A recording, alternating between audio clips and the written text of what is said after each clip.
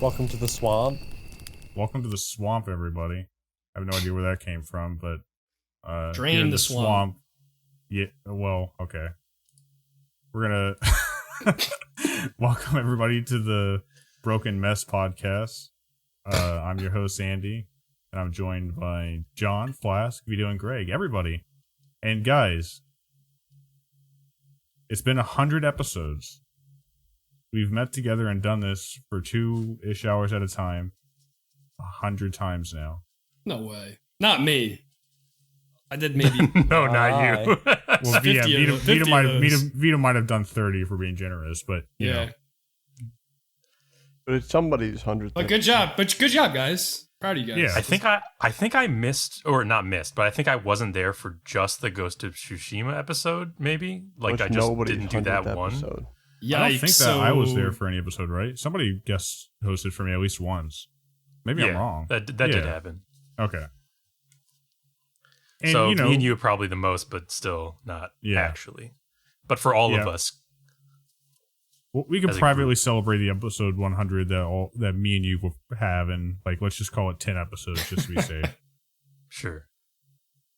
But hey, this has been a hell of a time doing this with you guys. I like having just the excuse to get together and talk about stuff we like every week without being distracted by other things for nothing else. Totally. I'm excited to do another 100. Whoa. We'll slow your roll there.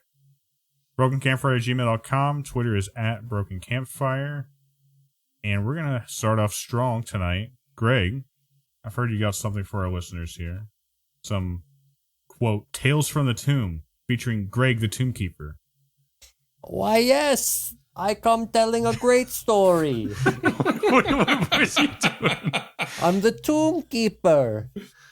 Oh. That's what the Crypt Keeper sounds like, right? I'm trying to... Right. Yeah, no, I got All right, cool. Yeah. I can't be the Crypt Keeper because I'll get sued, but I'm the Tombkeeper. Right, you should also stop saying Crypt Keeper. All right, Flask, edit that out and make it the Grave Watcher. Oh, it was fair use. It was transformative. Fair use. But yeah, another game came out, the Quarry, one of those supermassive games, like the story games, like House of Ashes, Little Hope, all them. Yeah, I collected all my boys and we watched. We played through it, gave everyone a character. And I had a blast, like always. Everyone here was there. What'd you all think? I'm going to say it first because we've all said it, just so I can take credit. It's better than the Dark Pictures 2, The Little Hope, but it's worse than the Dark Pictures 3, House of Ashes.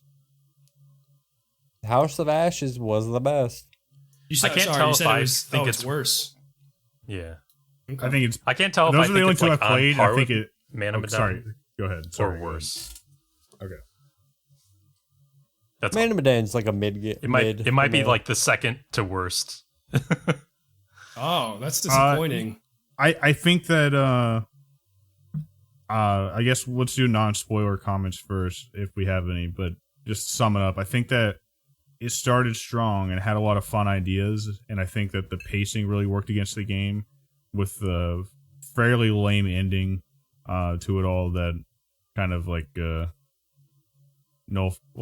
blunted the experience. Plus, I mean, it was just bad writing really all the way throughout. Yeah. That's the ending that you guys incredibly apparent towards the end. It was a lot of stuff like characters having guns that they don't do anything with, and all of a sudden their model doesn't have guns. So while you're in the middle of this sequence, you're thinking why doesn't she have her gun with her? Where's her gun? That happened 2 times within 30 minutes. At least twice within 30 minutes last night, and some of the climactic scenes, and it was pretty rough. And a lot of times the action sequences would have choices that you have to make, but you don't know all of the knowledge because the game isn't presenting you with all the knowledge, so you're just making blind choices with no real context. In one case, a character died because of a wrong choice made from an action that was off screen, basically. You literally could not see anything that was about to happen. That's just not fun. That's not a fun choice to have to just blindly decide between A or B. Yeah. Well, on the other side... Did we really... I mean, did you guys have spoiler things to say? I mean, no. We had a lot of fun it's- with it. Don't get me Yeah, wrong. I had a lot of fun We with did it. have a lot of fun with it. Yeah. It's like the other Supermassive games. It's crazy violent in certain parts of it. Some people died in really fucked up ways. But overall, every time we play those games, I have a blast, even if the story sucks. Spoilers for The Quarry until 12/29. I gotta say, I don't fun. think this is too spoilery. I'm really annoyed that the first 3 or 4 chapters were like all about setting up these character relationships that literally don't matter almost at all, and like you Half never the get a cast payoff. just doesn't do anything for the entire game. Yeah, It's very bizarre. Except just not die. There's a huge plot point the entire game that just doesn't go anywhere. I'm talking about the broken car. Like that is never necessary at all. I mean, it's crazy. It's not.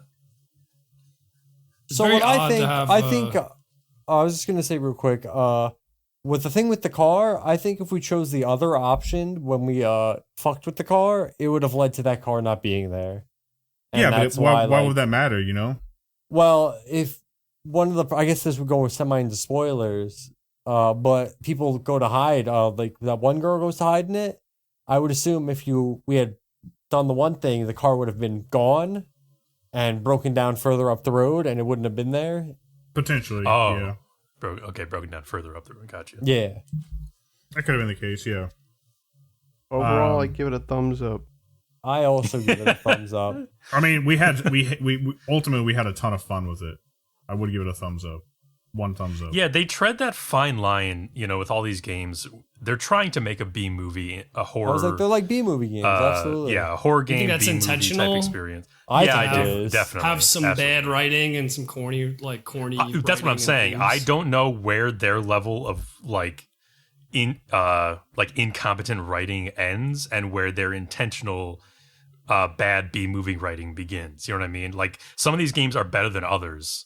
If they were all on the same level of we're savvy, we understand the tropes of a B horror movie, and we're utilizing those. We're being clever with the writing and still making it like purposefully bad. Then I think all the games would be at a certain level of quality, but some of them kind of suck. So it's like I'm not sure that they're not actually also just kind of bad writers. Yeah. I'm wondering if at some point this engine was made and someone was like, oh, we literally could just keep pumping these out very easily and they'll make enough money to keep doing this. And we don't I hope have not, to. because that's literally what killed Telltale, you know what I mean? Mm-hmm. Right. Well, they already have. So this is the same people as Dark Pictures, right? Yep. Yeah. Yeah. Yeah, and they already have that other one coming out, right? I believe it'll The probably Devil be this Inside the or end of the year. whatever, Yeah, or the Little Devil Devil. Inside. Yeah, Little so they're Devil. coming. They're coming out at a speedy rate. So yeah, hopefully the next one's quality is a little improved. The writing's better. I know, They're because uneven. We liked I was House gonna of say, Ashes. You guys did. I was going to say, I really, really liked House of Ashes. I thought it was actually good. I mean, there was some silly stuff in it, but like as far as one of those games goes, it really had a good control over the pacing and everything. I wonder how much of the game, I wonder if your experience is unique because of the choices you picked in the game. I know Zach was saying that he was watching somebody else play and he was very surprised by how different that playthrough was because of the choices that those people made. For sure, I think that is a thing, but like I think we've been talking about more general complaints than that, like our specific story. You know what I mean? Okay. Yeah. Like when we talk about storylines going nowhere, that's like having beat the game and like we can look back and see like there's no way that would have mattered. You know what I mean? Like stuff like that. Like what Flask said, he's not exaggerating. Like of a cast of like 8 characters, there's 3 important characters, and the rest of them are just like kind of throwaways. There's at least 3 I can think of that just disappear largely for the second half of the entire game. I don't know if you guys know this, and I won't spoil it for Vito, and you guys can probably deduce what I'm talking about, but there's one character that one player character that if they die, you can't like get the true ending. Only one character. And if you wanted to elaborate, I don't see myself playing the game. It's the same character you start the game with. Yeah, that makes sense. She's kind of protagonist. Yeah, kind of protagonist. And as well, the cop, he also has to live. Makes sense. At least until the end.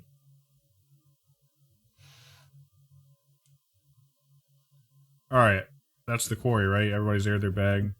Yeah, hopefully the next Dark Pictures is an improvement on that, more like House of Ashes. I thought the Quarry was good. I don't know where. I think the writing was not that bad. I think it was in the right spot with its B movie acting.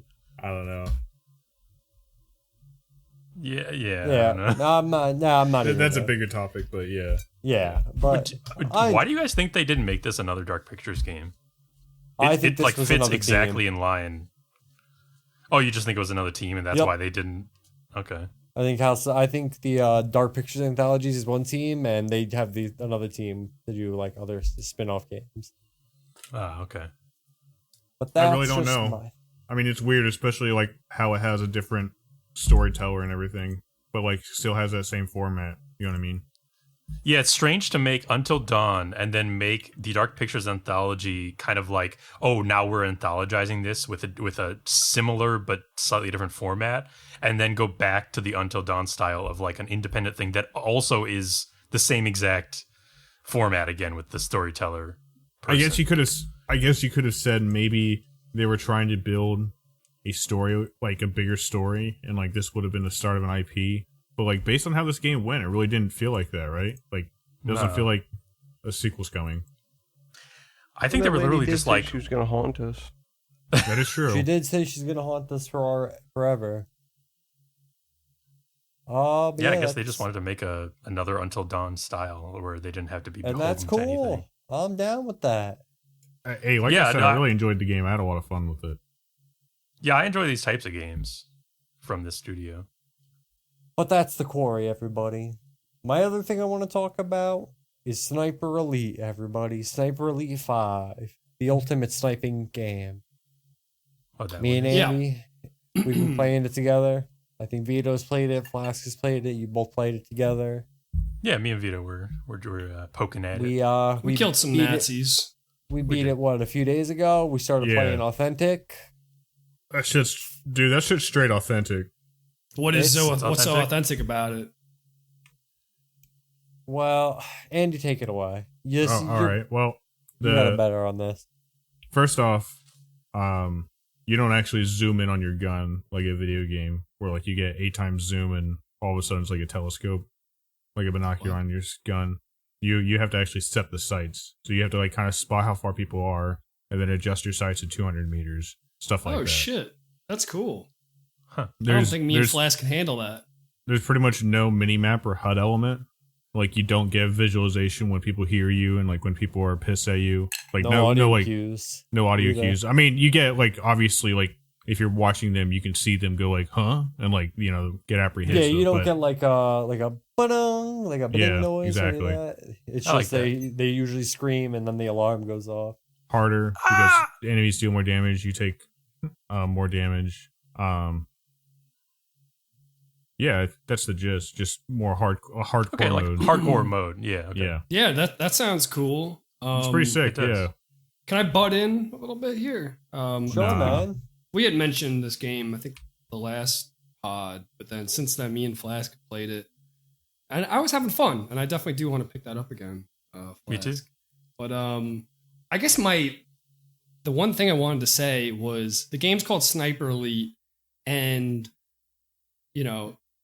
ultimately it's like a stealth game, and it feels like, and maybe I just suck, but it feels like sniping is not the thing you want to do if you want to remain stealthy, because enemies can hear when you're shooting people, and they're usually not very far, and you're usually alerting people. You didn't get the rifle suppressor? Well, hold on, because there's a few points I have to cut through your argument. So one, there's sniper suppressors. 2, you're supposed to mainly like stay hidden, but also there's generators, cars, there's many things on the map which use to mask your noise. And yeah, we ran into a couple of those. Maybe we're just not using them properly, I guess. Yeah, because I sniped, Andy can attest to it. We've sniped a shit ton in that game. Okay. And I know the first the first level we played Flask, I felt like we did really well. We were pretty stealthy. And it was usually like coming up to a camp where there's like 2 people. So it's like, all right, that makes sense. I'll snipe one, you snipe the other, no problem. Mm-hmm. And then the second map, it was like, no, you're coming up to an encampment of 10 dudes. There's no way you could snipe one without everybody else knowing. So we were just constantly alerting people. Yeah, we did run into like those cars that you could jerry-rig to make noise or whatever. But yeah, I guess we just have a little bit to learn. I think since the last time we played, oh boy.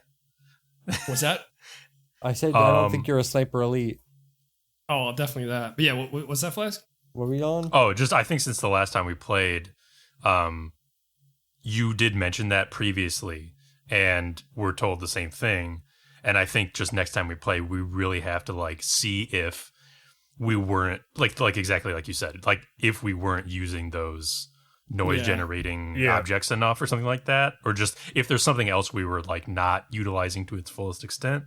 Maybe there was. Yeah, because it was frustrating me a little bit where I felt like I had to just knock everybody out physically. Because I know you were trying to do a lot of sniping, and I was like, this is just not working. People are just finding us. But okay. So well, you guys are like stealth operators, so like another thing is that like you don't have to kill everybody, you know. And I know you guys know that, but I am saying like you really can pick your targets. Yeah, but I do think Nazis, I was. And the other thing is that like eventually you get good at like you get caught and it's not a big deal because you can get away. Getting away is not that hard, and like once you get good at it, it becomes much less of a big deal to get heard. You know what I mean? Me and Andy are fucking menaces to the Nazi army. The way me and Greg would usually take it, and I'm not saying this is the correct way, it's just our way, is that typically Greg would be perched up somewhere with his sniper that had a suppressor on it, and I would go in close with my pistol. And, right. Yeah. Andy would just make noise, and I would just clean up and just wipe everything out that came after him. I felt like that was a good strategy to have one person really close, but we haven't unlocked suppressors yet, I guess, for our snipers, so we just got to keep playing. Right, we would have to like pick up suppressed snipers if possible. Right. But I do think I have to take what Andy's saying under advisement because I'm not picking my targets enough. I think I love killing. Dude, I just loved it killing. Greg can attest. I love killing Nazis. Yeah. Almost there's too times much. There's definitely even in our authentic game we've just me and Andy just went separate ways and we just cleared out like sections of like the towns in the first level. Shit. Well, that's another thing too, is that like once you beat the game, like we're definitely ready for authentic because like we can go through just like he said and do different parts of the map independently without much trouble at all. That's awesome. Cool. Yeah, me and Flask were definitely laughing at. I mean, why was there even a war historically? If you could just send 2 people in and they could just deal with everything. Why not? Why didn't we just do that? I guess you guys weren't born yet. They didn't think of it. Vito, that's question for 40's president. Andy and Greg weren't born yet. Gamers back then, you know. Yeah, exactly. Right. People weren't trained the same. They weren't made out of the same. I stuff. could guarantee I could probably hit Hitler from a good 500 meters. God, can you imagine saying that to a veteran? Like, no, they didn't have gamers. No, I can't. They just weren't made out of the same stuff. They're just not made out of the same shit. They don't even just know. Break down and cry. Yeah. What's your highest kill count? Huh, interesting. I did that yesterday. Yeah, weird. Your buddy went 2-1. That's weird. That's cool. Me and Greg killed like 80 Nazis on one map. Yeah, I got shot once. Why didn't you just use like a med kit to get yourself up, bud? Well, you didn't have any friends to pick you up? Man, all I gotta say about Sniper Elite is 2 thumbs up, fuck Muller. Hell yeah. It's my first Sniper Elite game, and I hear that if you played Sniper Elite 4, you were maybe disappointed by how incremental of an upgrade it is, because I guess it's not all that much different from Sniper Elite 4, which kind of makes me want to go back and play that with you, Greg. I'd be down for that. Dude, we can play 4. I'll go through 4. Fuck yeah. Just go back in play, time through all the games. The Nazi Zombies one, the Sniper Elite. Yeah, that one's a 4-player one. That one was fun. It doesn't have nearly as many features as this one, but it was that's like fun. That'd be cool if they made a zombie Nazi zombie game like that. Right? Yeah, for that'd this be one. fucking sick. Yeah. But where I was going with that is that I guess that does maybe sound a little disappointing for Sniper Elite fans, but it's a really good game, in my opinion. My last thing about that is I played a lot also of the Jaeger mode, which is you play as a Nazi soldier and you invade other people's games. That is a blast. I love invading people. I tried to invade Vito and Flask multiple times. Forgot about that. I would just I wish you would have been able to show up. Oh man, that'd been so funny. Yeah, that'd been cool. I do wish that I don't know. I thought it was a cool. You guys said this last pod, so I don't want to like echo the same things exactly. But when a Jaeger joins, it's both a cool feature and really frustrating. It's stressful as hell. I kind of wish they were like a third party, like espionage agent, and they had to deal with all the same shit we did. Because just like I would like that. Having to deal with not alerting all the guards nearby and that guy is really fucking hard. Mm-hmm. I think I've been lured into traps, and I've lured people, or me and Andy have lured people by like getting someone to come and like make noise. Guy goes to check it out, and we just snap his neck or stab him in the back. Jesus. But I like it. But yeah, that's it. Sniper Elite, 2 thumbs up. Great game. Cool, Definitely down to play 4 with you, Andy. Anything else? No, that's it. Oh wait, yeah, shit. I got one. Well, I got one more thing about you said Sniper Elite 4. I searched it on Steam. All right, tell me this: how can Sniper Elite 5 be $60? It's Sniper Elite 4 is also $60. What the fuck? Sense? Fuck that. Oh, wait for it to go on sale. I think it goes on sale for like $5. It's not on Game Pass. Oh, okay. I thought maybe the whole series was on Game Pass. That was I searched there first, but no, it's not. Damn. Okay. When did that come out? 2017. Yeah. Oh, okay. Wow, that long ago. My last thing is my One Piece update. I am on episode 345 right now. Nice.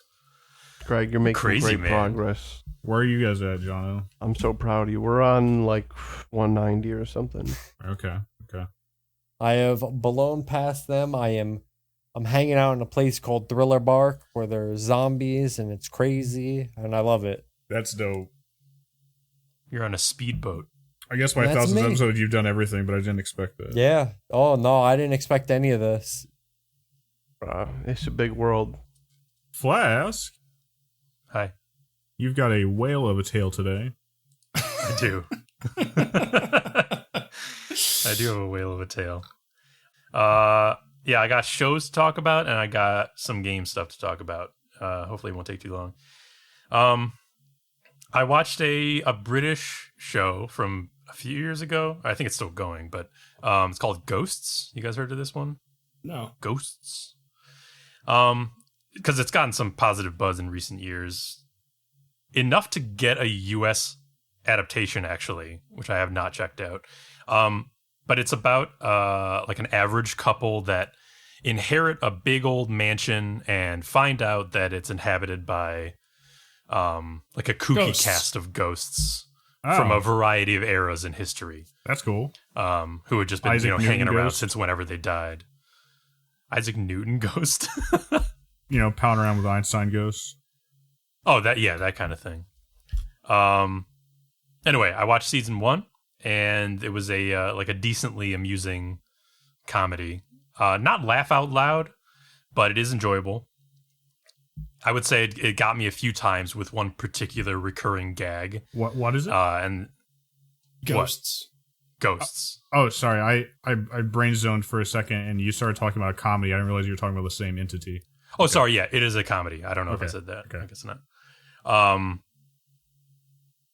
So it's got the sort of the British style of humor where it's kind of hit or miss, usually more miss than hit. But it would get me with like one particular recurring gag and the odd joke here and there. So I could recommend it if you just sort of ignored the silly bits. But then I started season 2 and immediately the plots had turned to like obnoxious sitcom plots. where the characters just like try schemes, and then by the end of the episode, it blows up in their face, of course.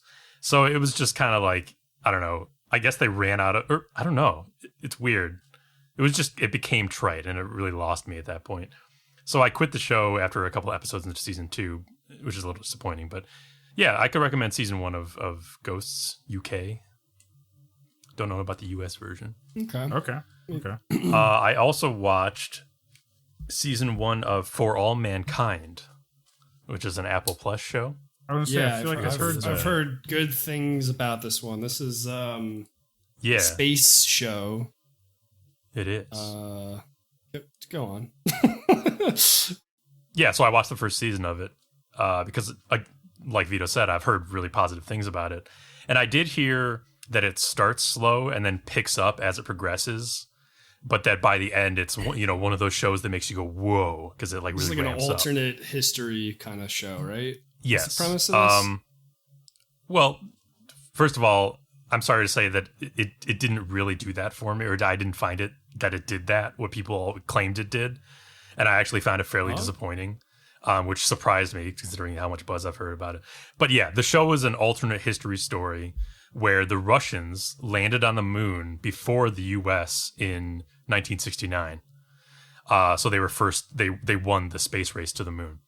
And how this alternate space race is subsequently affected and extended by that, because the US then gets like really, jealous and kicks into gear more than they did after they won.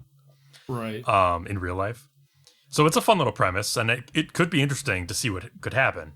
And it does explore some of what might have been had the US and Soviet Russia continue to have a vested interest in pushing the boundaries of space exploration, and instead of like what happened in real life, which was practically like dusting their hands after the moon race was over. So it does explore that, but it's actually a secondary consideration of the plot, fit in between like social commentary and personal storylines. This is what I've heard about the show, that like the space stuff is really cool, but the show is mostly about like personal individuals and relationships. That is absolutely true. It seems much more interested in telling like normal 70s era human interest stories, using the alternate moon business as a backdrop for the people involved with and adjacent to NASA, all those characters. Are those stories not interesting? No. That's not to say that they're poorly done or anything like that, but they're fine television. And like it's written competently and acted well. All this stuff is like done well. But what ends up happening all throughout the show is you have mundane character drama that takes up most of the time. And then whenever the space and science comes back into focus, they just go with whatever could happen next that would be the most dramatic thing to happen. So it's like you're watching an HBO level or quality soap opera where they need to have like a car crash or a falling out every other episode to keep the trembling viewers engaged and biting their nails. Extend the so drama. Later in the show, I find myself more and more just kind of like throwing up my hands like, well, this might as well happen now. Because it can't ever just be like a normal progression. It has to be dramatic. And, things like this give me trust issues with internet discourse because everyone seems to love it, or at least think that it gets really good. That's all I've seen, neither of which I really feel. And I think people confuse it gets more dramatic with it gets more good. And I'm not saying anyone's wrong to enjoy that, but I don't personally enjoy that when it just Flask, it gets more dramatic. Oh, yeah, I have a very similar vibe, and the first thing that made me think of was when I was seeing people talking about the Halo TV show, and of course most people hate it, but like then there is like a group of people who say like, no, it's a bad Halo show, but it's actually a really good sci-fi show, and it's like no, it's not. It's not. Like it's really not. Yeah, and it's just such a different way of seeing it that I can't understand it at all. You know what I mean? There's so many ways to like talk about how that isn't the case. Yeah, if it wasn't a Halo show, you would watch it and go like, this just sucks. What the fuck is this? Just sucks. Yeah. I mean, we're already saying that, but it sucks for a different reason. Right. Well, I mean, it sucks for all those reasons. Yes. But yeah. So yeah, I don't know. I don't know what to say other than good to know, because that was on my radar. All I had heard was kind of basically what you said, but maybe you were a little more firm about those opinions. But I had heard that people were saying maybe the backdrop was a little more interesting than some of those personal stories. But I guess it's like that. If I had not liked all the personal stories, I would have stopped watching. Like if it just sucked, it does not suck, but it's just it's disappointing. Yeah, exactly. It's disappointing to me that what I wanted from the show I did not get, and what I was promised by all the internet discourse did not come to pass, and was instead a different version of that entirely. Now, what have you felt then about the internet discourse around the other Apple TV show, Severance? Ooh, Severance. Because I honestly had not heard of that show until like the recent weeks, and I think Red Letter Media did a video, and that was like the first time I really heard about it. Oh, okay. They talked very favorably about it. Yeah. It's interesting you asked me that, because I was going to say that for next time, but I did watch season 1 of that. Okay. I mean, if you want to save it for next time, that's fine. I'm not going to get to it anytime soon. Okay. You know what? I probably won't get to it within the next week. Okay. That's fine. I have enough more to say. I will save it for next time. It's fine. I have thoughts on your it. Severance talk. Yeah. So yeah, as for stuff I played game-wise, I played The Legend of Zelda: Link's Awakening DX for the Game Boy Color. Why? I will give brownie points to whoever can guess the twisted logic behind me deciding to play this game. Does anyone have an idea? You couldn't play the Switch version, so you just went with the next best thing. Yeah, you say you can play the Switch version, but you wanted to play the original first to see how it stacks up. Okay, there's Greg and John. No, it's more than that. He wouldn't have asked if it was quite that simple. He said it was twisted. John, that's simple. You're insane. You got to give me a minute. You can't put me on the spot here. All right, I'll say the rest of my piece. It's not to play it on the Switch, or at least not directly. I'll say the rest of my piece about the game, and then you can think about it for a minute. Okay? Is that okay? It's so that he can play Tunic. Oh no, he already played Tunic. I didn't play Tunic. Did you already play? You did play Tunic? No. It's so you can play Minish Cap. I think it's so you can play Tunic. So what was my exact logic if that's the case?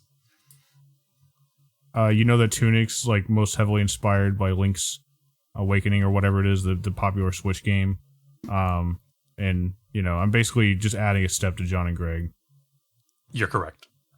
That's fucking if you're so crazy, Flask. I said it was twisted and perhaps insane. I love Flask. I want to play Tunic, and in my brain, I know that it was inspired by Link's Awakening, and in fact is even probably graphically inspired by the Link's Awakening remake on the Switch. I don't want to play the Switch version before I played the original Link's Awakening for the Game Boy, so I played that. Wow. Flask, hell yeah. I know Flask. You do. You do? Maybe too well. Sorry, what, Greg? Oh, I said, do you own a Switch? Maybe. Why didn't you tell me this, Flask? We could be friends. Wait, we're not already friends? No, I don't think we are. Oh, shit. No, I'll get into it next time. Actually, I'll get into something interesting. But yeah, I played Link's Awakening DX. How was it? It's actually good fun to play, even today.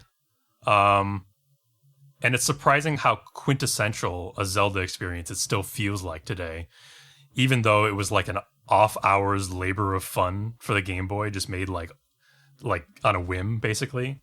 I mean, they did, once they saw the product, they poured effort into it, so it was a legit product. But yeah, I would say like the major negatives of it are the things that anyone who mentions the game today complains about, which is the item swapping necessitates going to the start screen and switching what's in your equipped slots, which includes your sword and shield. And you have to do this constantly to progress in the game all the time.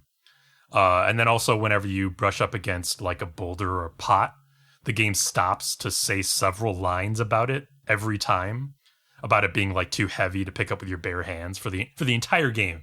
It just keeps repeating them if you even so much as touch an object that you can pick up with a certain item. Anyway, yeah, those are the things that everyone always complains about with this game. But you get used to it. You kind of just, begrudgingly accept it. And I believe they did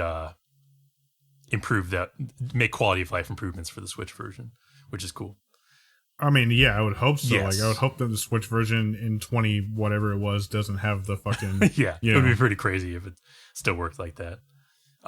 Some fans would prefer that. But yeah, I could imagine it totally being a great game to play in intervals on the go, as long as you didn't go too long between sessions and forget what you were doing, because it was only the 4th ever Legend of Zelda game, so it's still in the era of like, it holds your hand more than the original Legend of Zelda, as an example, but it definitely still doesn't like outright tell you as much as the later Zelda games do. I feel like it's one of those games where you could tackle a segment or, a dungeon during a particular session and then come back to it later and tackle another dungeon. Playing it straight through, the dungeons do start to become a little tedious in the latter half, once you exhaust stuff to do in the overworld. And it's not like they're badly designed or anything like that, but it's just a lot of running back and forth and hitting things to make things happen. It's the old style of design it's less plainly fun than the later games in the series. Like, the later games really make an effort to just like easy. I mean, I think they become more like boredom or a tedium proof as the games go on, for sure. But yeah, that being said, it's a surprisingly important entry in the series. I mean, it was like probably maybe the most influential one to the subsequent games. Cool. Because it's like, cool. Yeah, you wouldn't want to skip it. So it's no wonder it got remade. And I'll have to play the remake at some point. I'm excited to follow you down this path to Tunic. Yeah. Yeah, multi-step path to Tunic. And then one more thing I did want to talk about. I'll try to rush through this, but I did play some Steam Next Fest demos. Oh. After the conferences and stuff. Cool. They Steam Next Fest opened up, and I played some of the demos from that. Yeah, I'll just run down the list here. Agent 64, Spies Never Die, which is that GoldenEye N64 GoldenEye knockoff, and it is GoldenEye through and through, but it feels pretty good to play. It's like a modern adaptation of the controls of GoldenEye. So yeah, you shoot your way through a level and certain objectives based on what difficulty you chose. It's nice. It's nice. Trepang 2. I think it's called Trepang 2 or Trepang Squared. It's unclear, but there was no game called Trepang, so it is not a sequel. It's a Fear knockoff, so it's a shooty. Feels fun. It's got a lot of bullets and blood. It also has the bullet time mechanic, of course, from Fear. The environments in the demo are like boring office and warehouse labyrinths, so it's looks like not that Fear, interesting. like you said. It is Fear. It is a Fear knockoff. Turbo Golf Racing, which is basically Rocket League, except you're racing other players to knock your big ball down a long stretch of track and put it in the hole at the end. It seems like it can be fun. I think you need to get good at its mechanics and using the Mario Kart-esque track elements to your advantage. So I was kind of like, personally, I was kind of fighting my Rocket League instincts because the games are not the same mechanically. So I was consistently coming in, low in the race. But it seems like it could be fun as you get used to it. Broken Pieces. It's a sort of survival horror sort of adventure game where you run around in a 3D environment, checking things out, collecting items, fighting creatures every now and then. The combat is a little more gamey than Silent Hill. Like, you got lock-on mechanics and dodging and stuff like that. And but yeah, the most intriguing thing to me about this one was how it just drops you in the world in this demo. And it drops you in the situation that just like gets stranger the more you learn about it. Like the character just knows things, and she's like monologuing to herself, and you're like, oh, this is an intriguing world.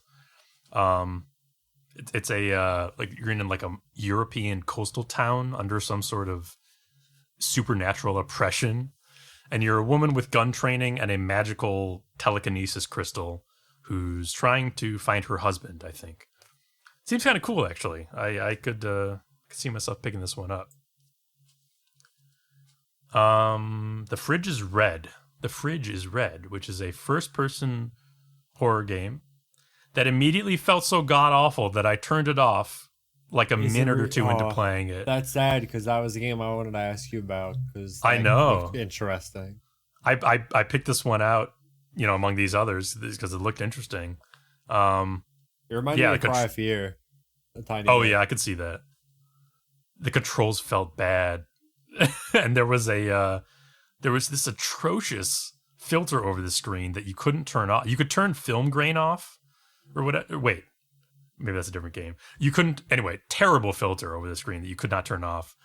The thought text it displayed was even like instantly dumb, just really bad all across the board right away. And I was like, I noped out of that game. Disappointing. Naiad. It's a pleasant little game where you play a naiad, a water nymph, swimming down rivers, just swimming down rivers. It's got like watercolor visuals. To the point I got to, there wasn't really any substance to the game. It was just like swimming and singing to make flowers grow, but maybe that's just the early game. Don't know. Escape Academy, which we had heard about in a previous conference. We saw a trailer for this. Right. Looked interesting. It's a first-person 3D escape room game with a story. It doesn't necessarily have to have been inspired by the Zero Escape games, but it's like a Western version of that, with what I assume is less stakes and drama in Japanese, like, interpersonal drama and stuff like that. Another one I could see myself playing. It seems like a good time. And you can play co-op. It's also a co-op game. So that seems cool. Escape rooming together. Koa and the Five Pirates of Mara, which is a really cute 3D platformer that I was only able to get a couple minutes into the demo of before one of the movement tutorials just didn't work no matter what I pressed. So I had to stop because it literally didn't work. So, which is unfortunate because the game actually seemed nice. I like the visual style and the movement. Signalis. An isometric survival horror adventure game. In the demo, at least, you're running around a crashed spaceship, fixing systems and collecting things and trying to avoid monsters and surrender. It seems all right. I didn't play for very long because I didn't really like the visual style. Like the model seemed all right, but there's an annoying. You know how certain games have that like blurry chromatic aberration filter over everything. Yeah, this is one of those. And this was the one that I turned the film grain off of in the settings, and even then, it wasn't like it. You can't turn off the chromatic aberration. So well. And the last one, Frogun, which is a delightful little throwback 3D platformer. Definitely an about old a frog school shogun? Frog gun, a gun that is also a frog. That's made out of frogs. That's pretty crazy. It's got like an old school PS1 platformer feel. And initially it feels a little bit stiff, but once you get used to it, it's still way more smooth than the games than the actual games it took inspiration from back in the day. You're just going around these platforms with your Frogun, which you can use to pick up objects from afar and enemies, or attach to faraway walls to pull yourself to them. And along the way, you collect things like coins and other objects, gems and stuff like that. It's quaint. It's nice. I could see myself playing this one. So yeah, a few ones that I could definitely see myself picking up and doing the full game, like Frogun, Escape Academy, Broken Pieces, maybe Agent 64. Yeah, there's some good stuff there. Cool. Yeah, I like the sound of some of that. Yeah, I'm probably going to try some of them demos. Thank you for coming to my conference. I really appreciate your patronage. The Flask Game Conference. I love FlaskCon. Thanks, man. We do it Production because of value's people really like gone you. down since last year, but What? It's still all right. Is that all for your roundtable, Flask? That's all. All right. I'll start us off with just a little bit of video games. I'm played, and I think I'm gonna play a little bit less of, for no reason in particular than I've gotten a lot out of it. Already have gotten a lot out of it, I mean. Hardspace Shipbreaker.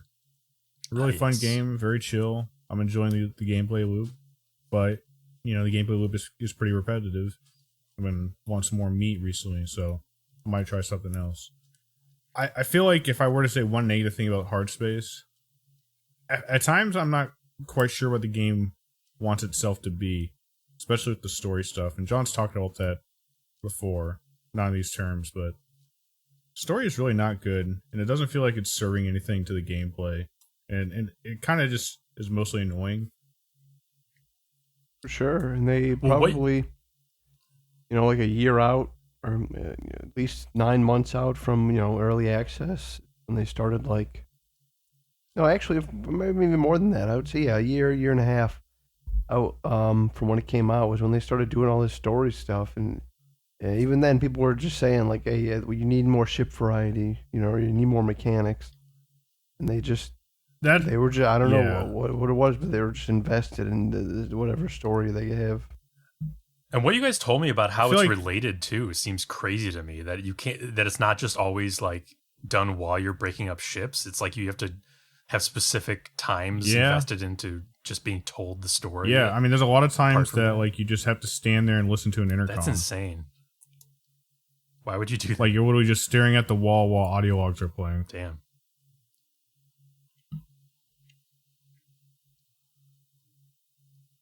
But I was gonna say as well, I feel like this game wants, I don't know, I feel like it needs more of a puzzle element to it. I've been really enjoying when the ships are getting more dangerous, causing me to have to do more stuff, not just cutting holes and throwing it into the processor. At the same time, once you do it once or twice, you figure it out. Yeah. It'd be cool to feel there was a lot more variety to that. Or special challenges that can form. Sort of like a roguelike. I think it could be cool if there were spice it up a little bit. More advanced ships that came in, and then those have specific systems that you have to disable with a mini game or something like that.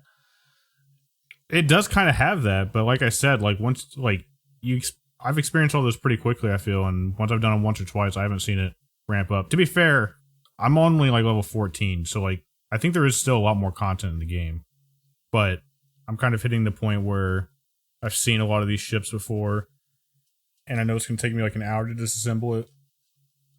And I'm maybe not right now. I get that feeling. You know what I mean? That being said, I love the game for what it is, just being a chill game to play. Good time. On the Xbox Game Pass. John, do you feel like I was too harsh on it? I know you like that game a lot. Oh, man, I mean, it's fun cutting chips up, but it's a perfect Game Pass game. Yeah. That's a good way to put it. As well, me, John, and Vito finished Season 3 of Barry. Oh, Lord. Me and Vito last talked about it around episode 7, I think. And we're going to spoiler bunker some folks and just head straight into the spoiler talk. I would like to become a bunker resident, please. Let's go sweep up the bunker. Barry, more like dairy. All right, you going in the bunker too, then. Spoilers for Barry Season 3 until blah-biddy blah, blah-biddy blah. So that episode sucked, right? Terrible. Psych. Big psych. Yeah, big psych. Incredible finale. Totally.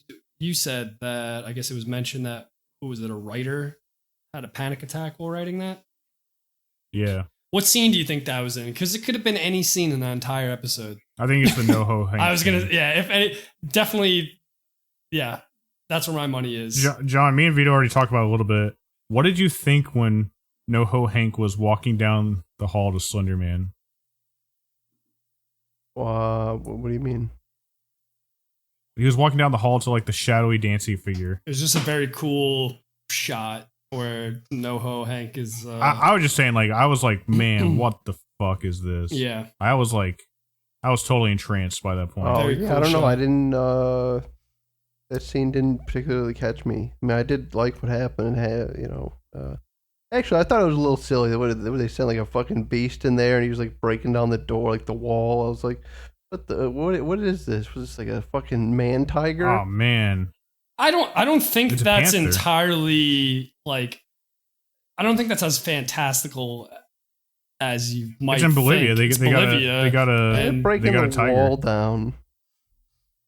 Yeah, it was a thin little wall. I think. I don't know. And probably, like the guard threw up in front of the door. Like it. I'm not saying it was a bad scene. I just thought it was as silly as like this man. show has been this season. Then we did not. but like experience the NoHo same Hank's thing. face, man, that's what got me. Just like watching his face. I was horrified. I thought that was like. No, yeah, I would same. say the Horrifying. feelings you're feeling, I felt when the biker was attacking Sally.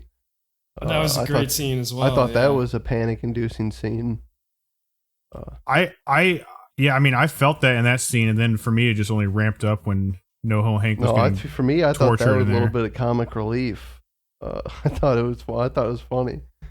That's interesting. I can see why you thought that. I'm just saying, like, I totally had the opposite reaction. I was like Vito. Yeah. I thought it was like anxiety inducing. I think just the audio production in that scene alone, you're hearing in the next room somebody getting like crunched you're on. never seeing it. Crunched on and You just keep hearing these fucking noises. I know. I thought it was screaming. so over the top. I was like, It was very over the top. But like the drama playing out in NoHo Hank's face, man, like that. I think that's why it like made it not comedy to me. Oh, Like, yeah. he was really acting. maybe it's there. because all the other scenes he's usually the comic relief. I don't Right. know. I wasn't Association. worried about him I like got getting you. killed. I wasn't like, dude. I actually didn't think for a second that he would die. Maybe that's wise because I totally thought I thought the hammer was going to drop on some major character this season. You know what I mean? So I thought somebody had to die. If it was anybody, I didn't think it was going to be him for a second. I don't know. He just seems to always. He's like the comic relief character. He always figures it out.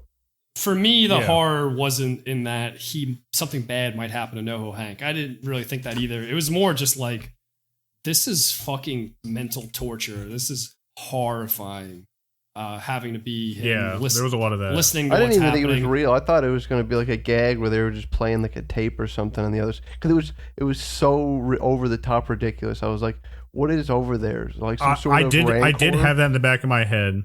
I had that in the back of my head until the blood came. Until through the blood walls, came, and then that's same. what I was Yeah, like, and then I was like, all right. Then it became even crazier. I was like, it's gonna bust through the wall.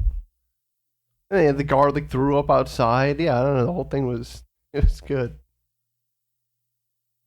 Yeah, I guess. And then one guard threw up outside, and then the other one was just cackling like the actual Joker. No, dude, that- I do think it's funny. Like in hindsight, like I totally see that. I just gotta like that was not my human experience. You know what No, I I mean? actually It was thought crazy. it was his friend cackling. I guess I was wrong. I thought he was literally delirious from being mauled by a panther. That at some point, this is his friend that almost like has like a death wish. This is the guy that like Hank says he's getting interrogated, and he's like, okay, if you're not back in 2 hours, we take cyanide pills.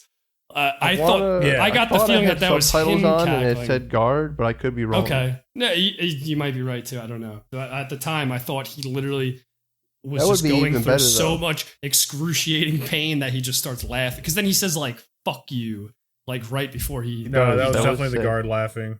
Oh, okay. Either way, I was horrified at that scene. Every scene in that episode was panic-inducing.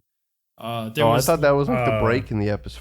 For me, that was the break in the episode. All right. Well, we got a lot to say. Let's Yeah, go through well. it chronologically. So first scene was actually let's talk about the police station stuff later because I do think that's setting up for season 4. But like I guess the first real scene is Barry getting out and going back to the apartment and Sally they get attacked and Sally murders that guy. Yeah. That scene was panic inducing. You know, I thought Sally was going to die there. I thought she was going to get I choked thought off she- for sure. Oh, yo, when she was getting choked out, my brain was going like, are they really going to end her arc like this? Exactly. Really? Is this It was it? I Like, thought that was like going to be a what the very fuck? brutal I could end see to it, but I would have been Sally. so fucking. Oh. Yeah. When when she fucking knifes him in the neck. I and couldn't the watch. guy- I had to like look away.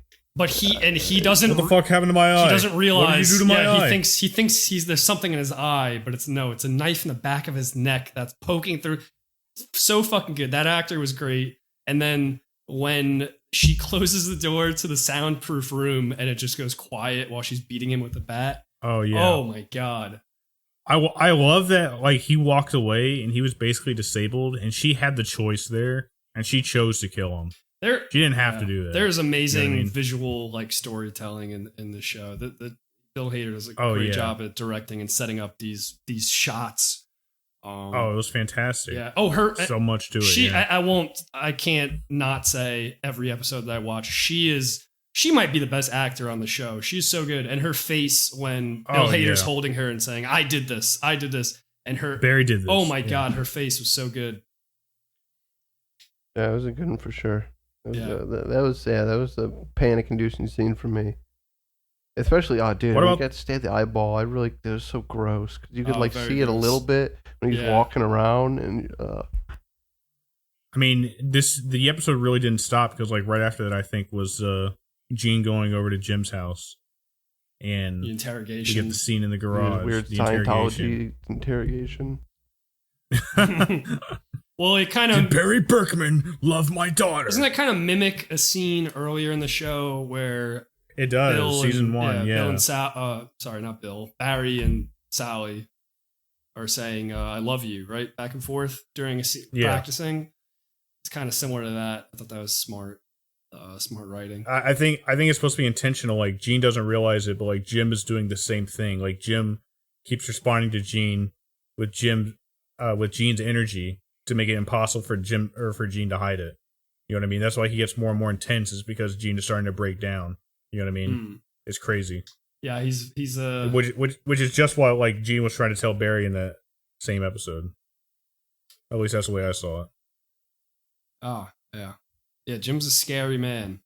If he thinks you're hiding something, he's gonna get it out of you. We got Barry in the desert with Albert, where they finally see each other, and Barry can't even say anything. He's just screaming. Oh my god, he's shrieking like a baby. I thought he was acting, and he was gonna fucking pull a fast one and take out Albert. I kind of just... Could you imagine, though? I kind of just... This episode, the previous episode, this whole season, really, Barry has just been on the edge. Like, he has not had a single break. He's just been dealing with it. Yeah. He hasn't even really had a lot of dialogue this whole season. And when he just started breaking down like that, I just kind of knew, oh, no, he's fucking snapped. Like, he's having a mental breakdown right now. He might not know what's real and what's not real. And I think he thinks he's just being punished for all of his sins. Yeah, I really do think that. I mean, how else could he mentally, like, rationalize Albert being there? He doesn't know Albert's a cop. Just showing up. Yeah, exactly. Yeah, he doesn't know he's a cop and investigating him. Barry probably doesn't even know that was real. Right. That was a great scene too. Like, I like that they didn't actually say anything to each other. Well, Albert says this has to stop.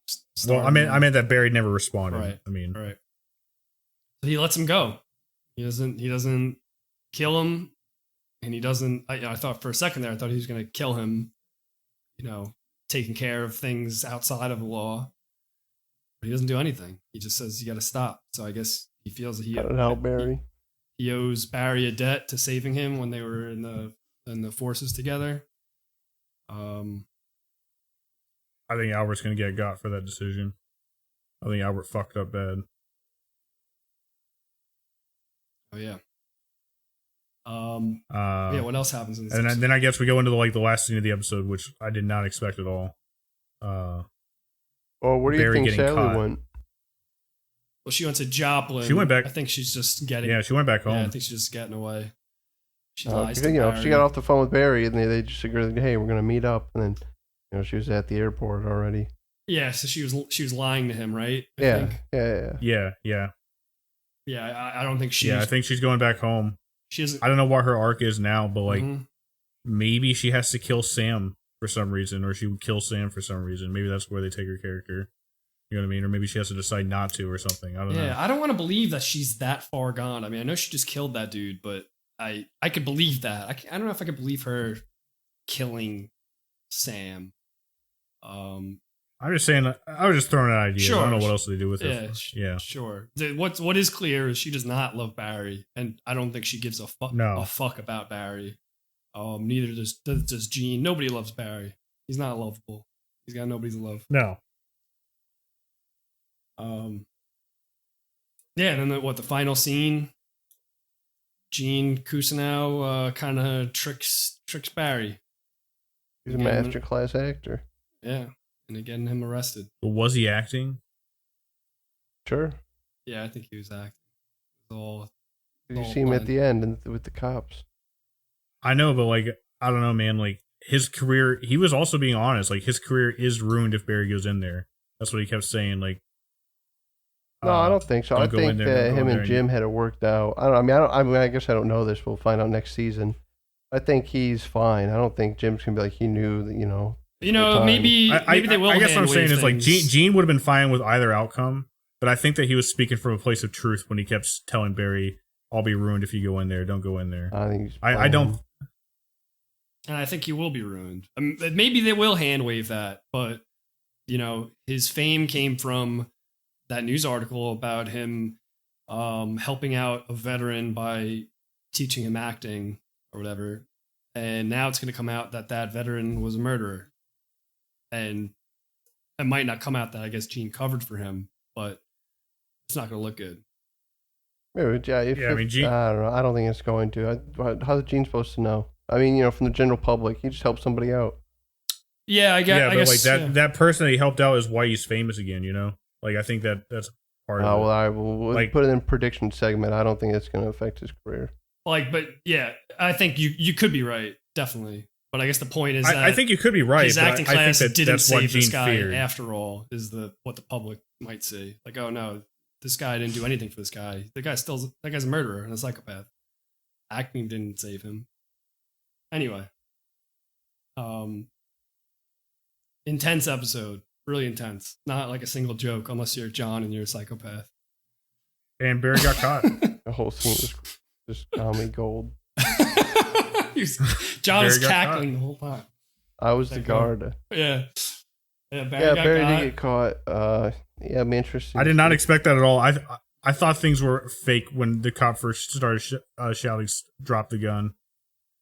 Yeah, definitely. When I kept hearing "drop the gun" and we weren't seeing where they were, I did think it was in Barry's head, maybe. But then you see the FBI guys or SWAT guys come out. Yeah, so it was next season. Maybe we're getting a little prison season. We're definitely getting some sort of reunion between Fuchs and Barry. It's got to be set up for that. They're both in prison. Like what do you think? So, Andy, you had a theory about. I think Barry's going to get out like episode 1 or 2. I think that Fuchs confessed to being the Raven. Everybody who knows anything about Barry learned it from Fuchs, so that's going to explain that away. And they're going to do something weird with Albert, where like he turned off the cameras. Fuchs told him to kill. Fuchs told him that Barry knows everything, or something like that. I don't know. Basically, they're going to make it look like Albert is in with Fuchs because Albert was so resistant to the Raven hypothesis, and that's what they're going to go with. Yeah, Fuchs or maybe at the least that Albert knew and didn't do anything and let him go. Yeah. I think Albert's going to get fucked for that. I think Barry's going to end up free because it's going to be like, even in prison, Barry's not allowed to like just be forgiven. You know what I mean? He can't just pay for his crimes. Right. You had said this is a show about consequences, and that's what I'm saying. Even Albert, it's a show about consequences. Even Albert will pay the consequences of his actions. Yeah, because he's a fucking cop, and you let a known serial killer go free just because they're buddies. Like, ultimately, that's what it is. Right. Great fucking season. Probably the best season. I want more already. Yeah. 10 out of 10 episode, 10 out of 10 season. Should we call Flask back in here, or we have more to air out? John, you good? 2 thumbs up. 2 thumbs up. All right. Welcome back, Flask. God, Barry sucks. And we're bringing back Flask just to take us all to a break. And how do they call it Barry if he's not even alive? I haven't even seen a single Barry. Every time. They killed Barry in this one, huh? That's crazy. Have we been doing that? Andy, we're still on your round table. Oh, well, Flash, just close your ears for a second. I think that Blackmore is there. Is this a transition? I was going to say, are we talking about this during your round table? No, we're going to go to break. Okay. We'll bring up the boys later on. All right. Check back just a little bit.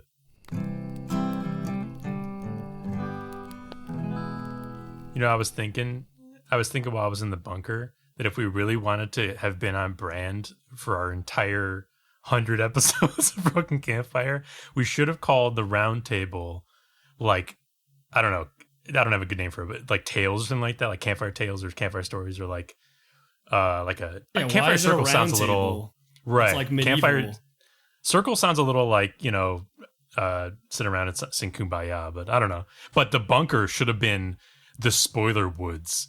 So you can say like, all right, guys, I'm headed to the woods. And anything could happen in the woods. Anything could fucking happen in the woods. We haven't fully mapped out these woods. So absolutely not. They're off the charts. Out there. I hear noises out there sometimes. God damn it. Can we just redo the whole podcast? Can we just delete all these? Let's redo the first 100 episodes. What doesn't kill you will make you stronger. We'll do a do-over on the first 100 just to, you know, make sure it's good this time. Just go to each one, Flask, and when Andy says Roundtable, just cut it. Be like, woods. Yeah, with like a Microsoft Sam voice. Go to the woods. Damn. I feel bad now. Yeah, scrap the whole thing. Welcome back, everybody. Thanks. We have next Vito, our member with the most federal convictions. Wow. Well, they're okay. I didn't know that. Say not in the United States, but that doesn't make any sense. Yeah. Most federale convictions. Yeah. Just the Confederate states. Right. Jeez. Yeah, I've been doing stuff. I've actually been doing stuff. Big stuff. I don't know about big stuff. Big Vito, small world. Sure. I've been playing just a little bit of Chivalry 2. Released on the Epic Game Store last June. And it was just released on Steam on the 12th. And it was released 40% off. And that deal is going until first week of July 7th. So yeah, I picked that up for $25, which I think is a bargain because I'm having a lot of fun with it. I played Chivalry 1. I played more Mordhau. So yeah, I guess most people are curious how the two games stack up together, against each other. I will say I was an amateur in Mordhau. I felt like I could hold my own. I wasn't like excellent like our friend Kurt, who literally is probably, no exaggeration, one of the greatest Mordhau players out there. I can believe it. I think that's fair to say. He's a monster. Yeah. And these, I didn't feel like there was a big learning curve in Chivalry 2. I mean, to me, the combat is basically the same thing. You got your swipes, your overheads, your stabs. You could feint. You could morph certain attacks and other attacks. They felt very similar. Like I felt like I kind of was just picking up Mordhau again. Again, to bring up our friend Kurt, who is a bona fide expert at Mordhau. He thinks these games are very different and feel very different. So I guess it just depends on your skill level, how used to the systems you are.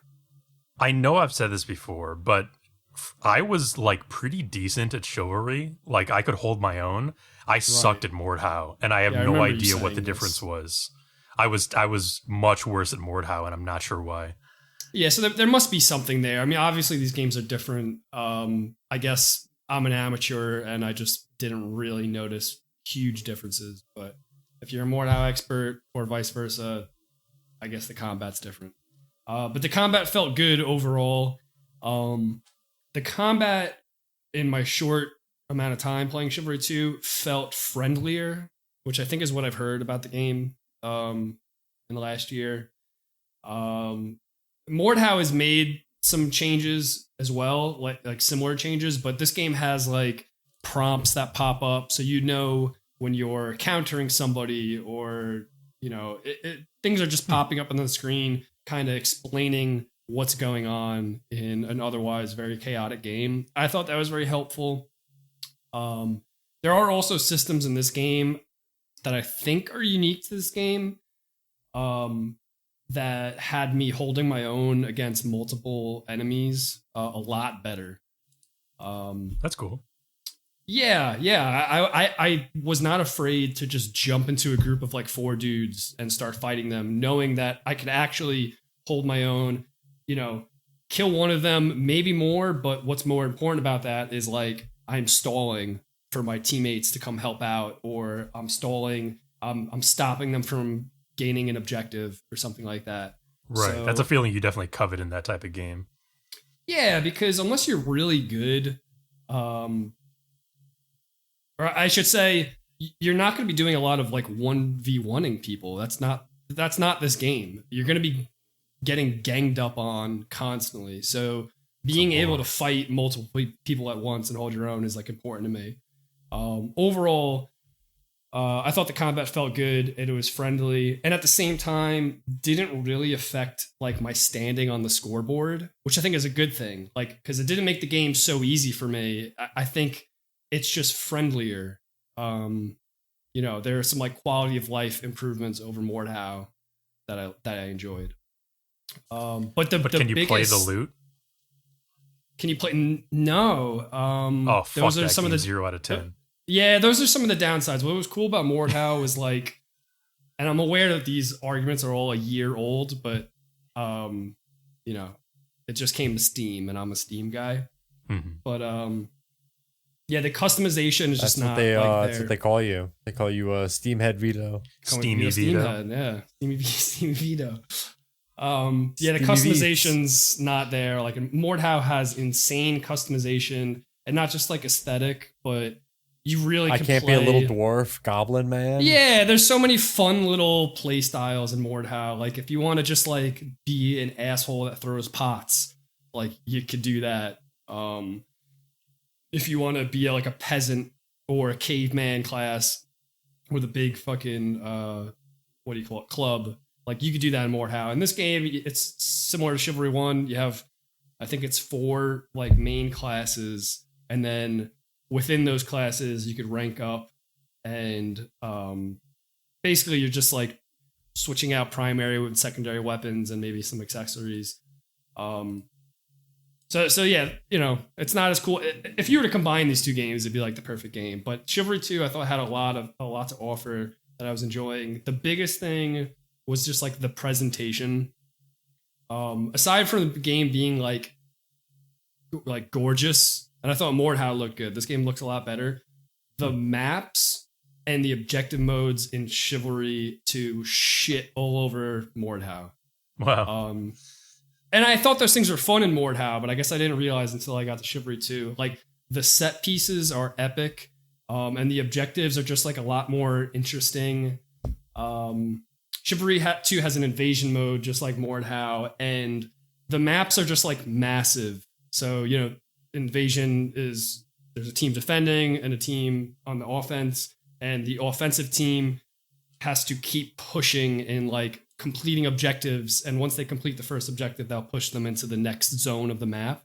And these maps just like keep fucking going. You cover so much ground. You'll start like on the outer walls. You'll start like in the desert, and there'll just be like a fucking open desert landscape where you're just fucking battling on horseback. You're pushing like siege ramps towards the city walls, while the other team's like up top on the battlements, shooting ballistas at you and fighting you once you get up there.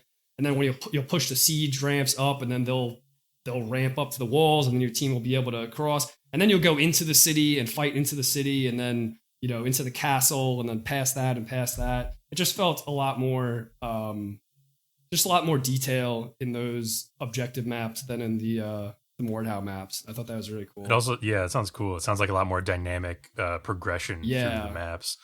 It kind of sounds like it's taking inspiration from like, like there's certain World War II games that have that sort of system where you're like pushing the opposing front back and you're like gaining ground. Yeah. That sounds cool. Yeah, it's very cool. The set pieces are like very epic.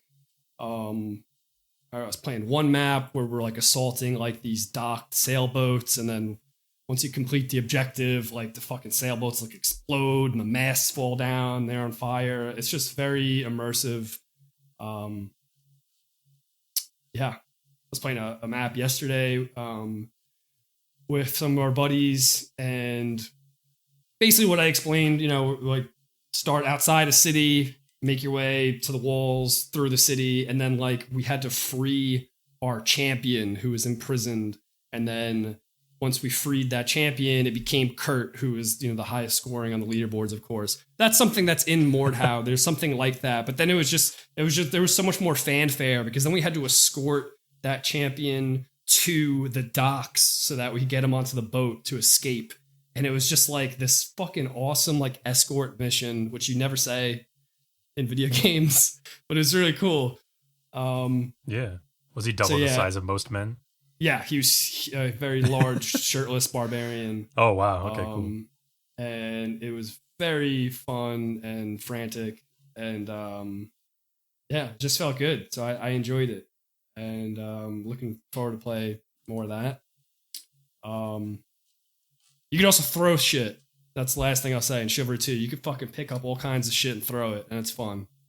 It does sound cool. I guess I'm just not... I don't feel like I'm ready for another melee game like that. Like, I love Mordhau, and I would still play it, but I haven't played it in a long time, so it's like, it would feel weird to buy another one of those. Sure. Yeah. I completely understand that. I saw this was on sale, and Mordhau is a game I really like and want to play more of, but like our friends just weren't playing it. So I just picked up Chivalry 2, knowing that like I knew Kurt was going to be on it and maybe some of our other friends, and it's been fun. After that, I want to talk about a show that I watched. It's on HBO Max called Our Flag Means Death. Oh, I heard of that. I've seen that. You've seen it.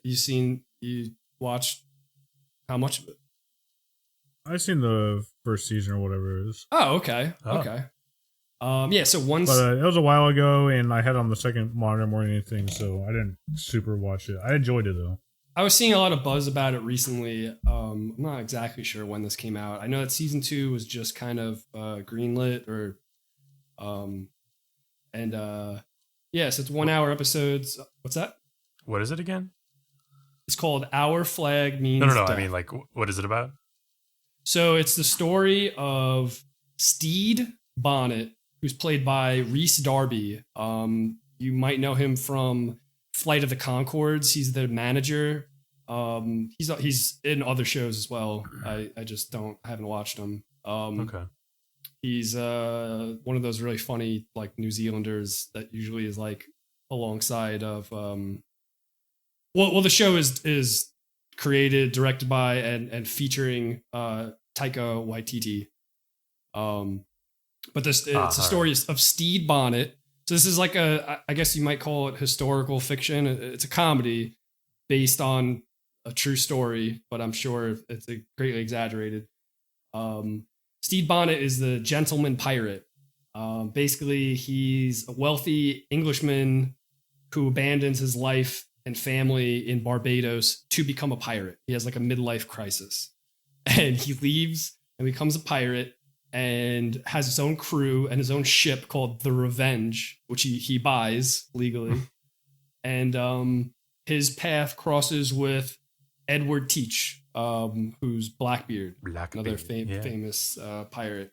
And the show is just like incredibly wholesome, very charming, very funny. I don't know if I'd say like a laugh out loud kind of funny. It's like cute funny, but there are a lot of great jokes. If you're a fan of like Taika and like what we do so in the you'd shadows, say like a tee sort of funny. yeah, like a teehee. Maybe not like as laugh out loud funny as what we do in the shadows, which I think is hysterical.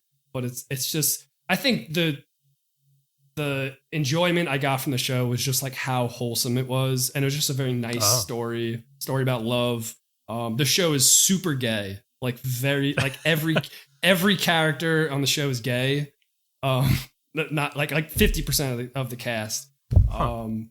And well, I guess there's no women on the high seas at that time. No, there's women too. There's okay. There's all sorts. It's just a very inclusive show. That's just bad luck right there. And yeah, the characters are great. There's the cast is like, it's a whole crew of pirate men, so it's like 10 people, and it's a good ensemble. Yeah, and I think from the first episode I wasn't so sure about how much I was going to care about this large cast of generally unknown faces other than Hodor from Game of Thrones. Oh, he's in it? Yeah, he's one of the crew on the Revenge. But by the end of the season, like the show spends enough time with pretty much every character, and it's surprisingly they're fleshed out. And I know in season 2 they'll go even more into some of these characters.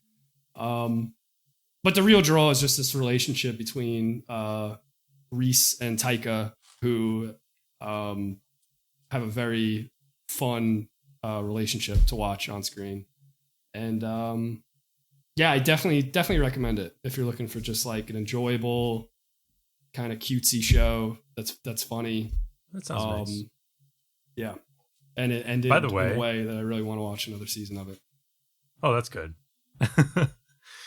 By the way, I do know Rhys Darby, but I know him from, of all things, the Jim Carrey movie Yes Man from 2008.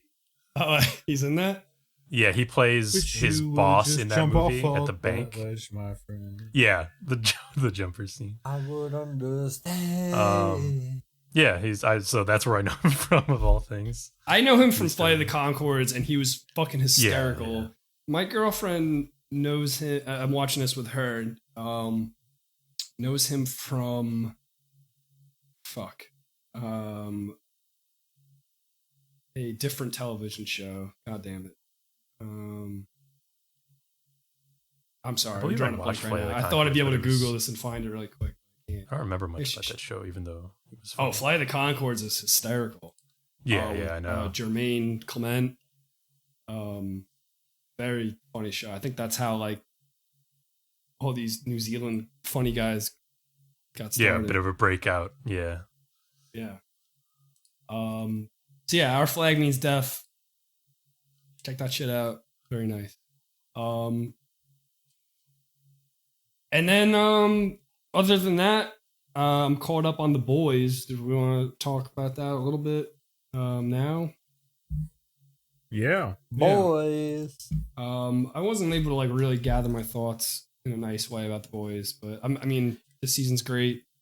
I'm loving. So real quick before you launch into it, I just wanted to say I just for clarity, I did not watch more than the first episode of season 3, and because just to explain, anytime I went to watch episode 2, I just felt this like I was overcome with a feeling of reluctance to do so.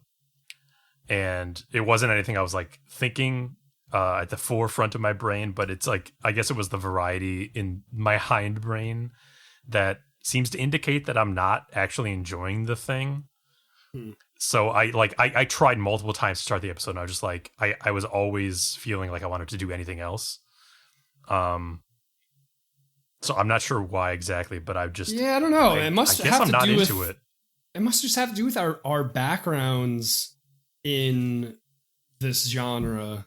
You're a comic reader and you're fond of the source material to a certain extent, and you also, I think, have a certain aversion to adaptations of like any sort for the most part. They're often not very good, but no, I think I'm not knocking you. I fucking enjoy the hell out of the show.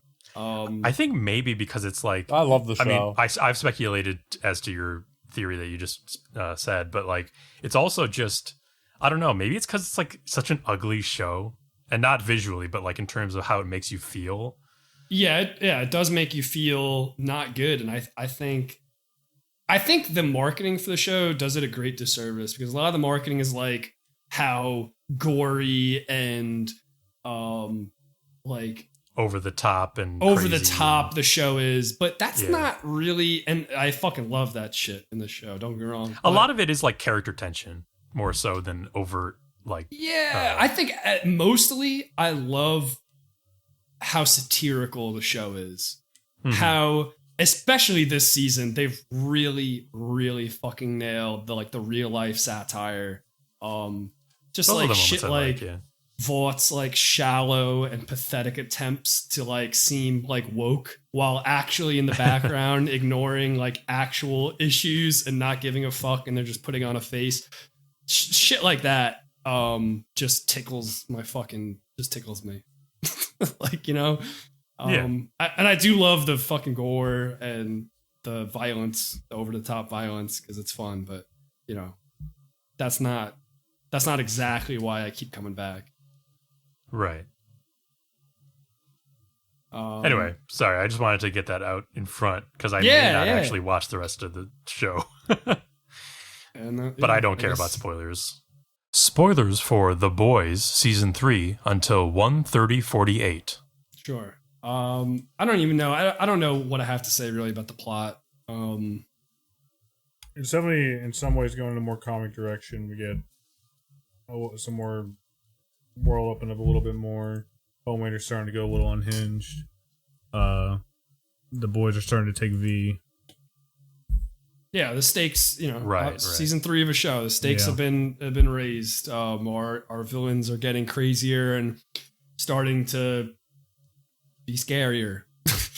I'm digging it so far. Yeah, Homeland is terrifying. Homelander. I really was digging the flashback cutscenes. I was about to say that we got some backstories and some characters. Vietnam seems great. Yeah. I've really enjoyed. I thought the first 3 episodes were nuts.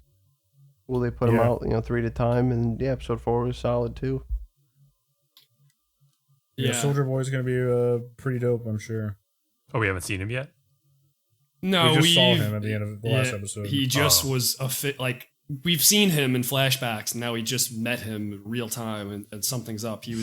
They're looking for a weapon to kill Homelander that they think maybe is like a weapon that the Russians might have.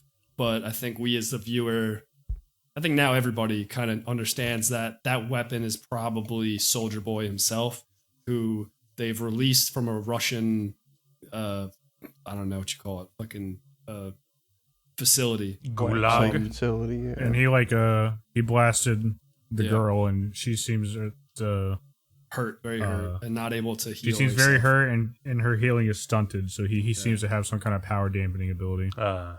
Right. So he seems to be, and also seems to be much, and they comment on this, much stronger and scarier than he was when he was Soldier Boy. So the Russians have been doing something to him. Soldier Man now. Yeah, and he seems unhinged also. He wasn't speaking, and he was a crazy man. He looks like he's just there to bash. Yeah, I don't know how they would get to use him and focus him in on Homelander, because he seems like he has his own motivations and he would be hard to control. So, Andy, you may not want to go into like comic spoilers in this discussion, but I think I get the sense just from this explanation that I get where your head's at in terms of how certain storylines from the comics and from the show might now be re-intertwining in a different way than in the comics. Yeah, absolutely. I think I get that. We in the flashback scene in Vietnam, we saw young Black Noir without his mask on talking to people. So it's pretty different. I was very surprised by that, yeah. And knowing the comic arc of Black Noir.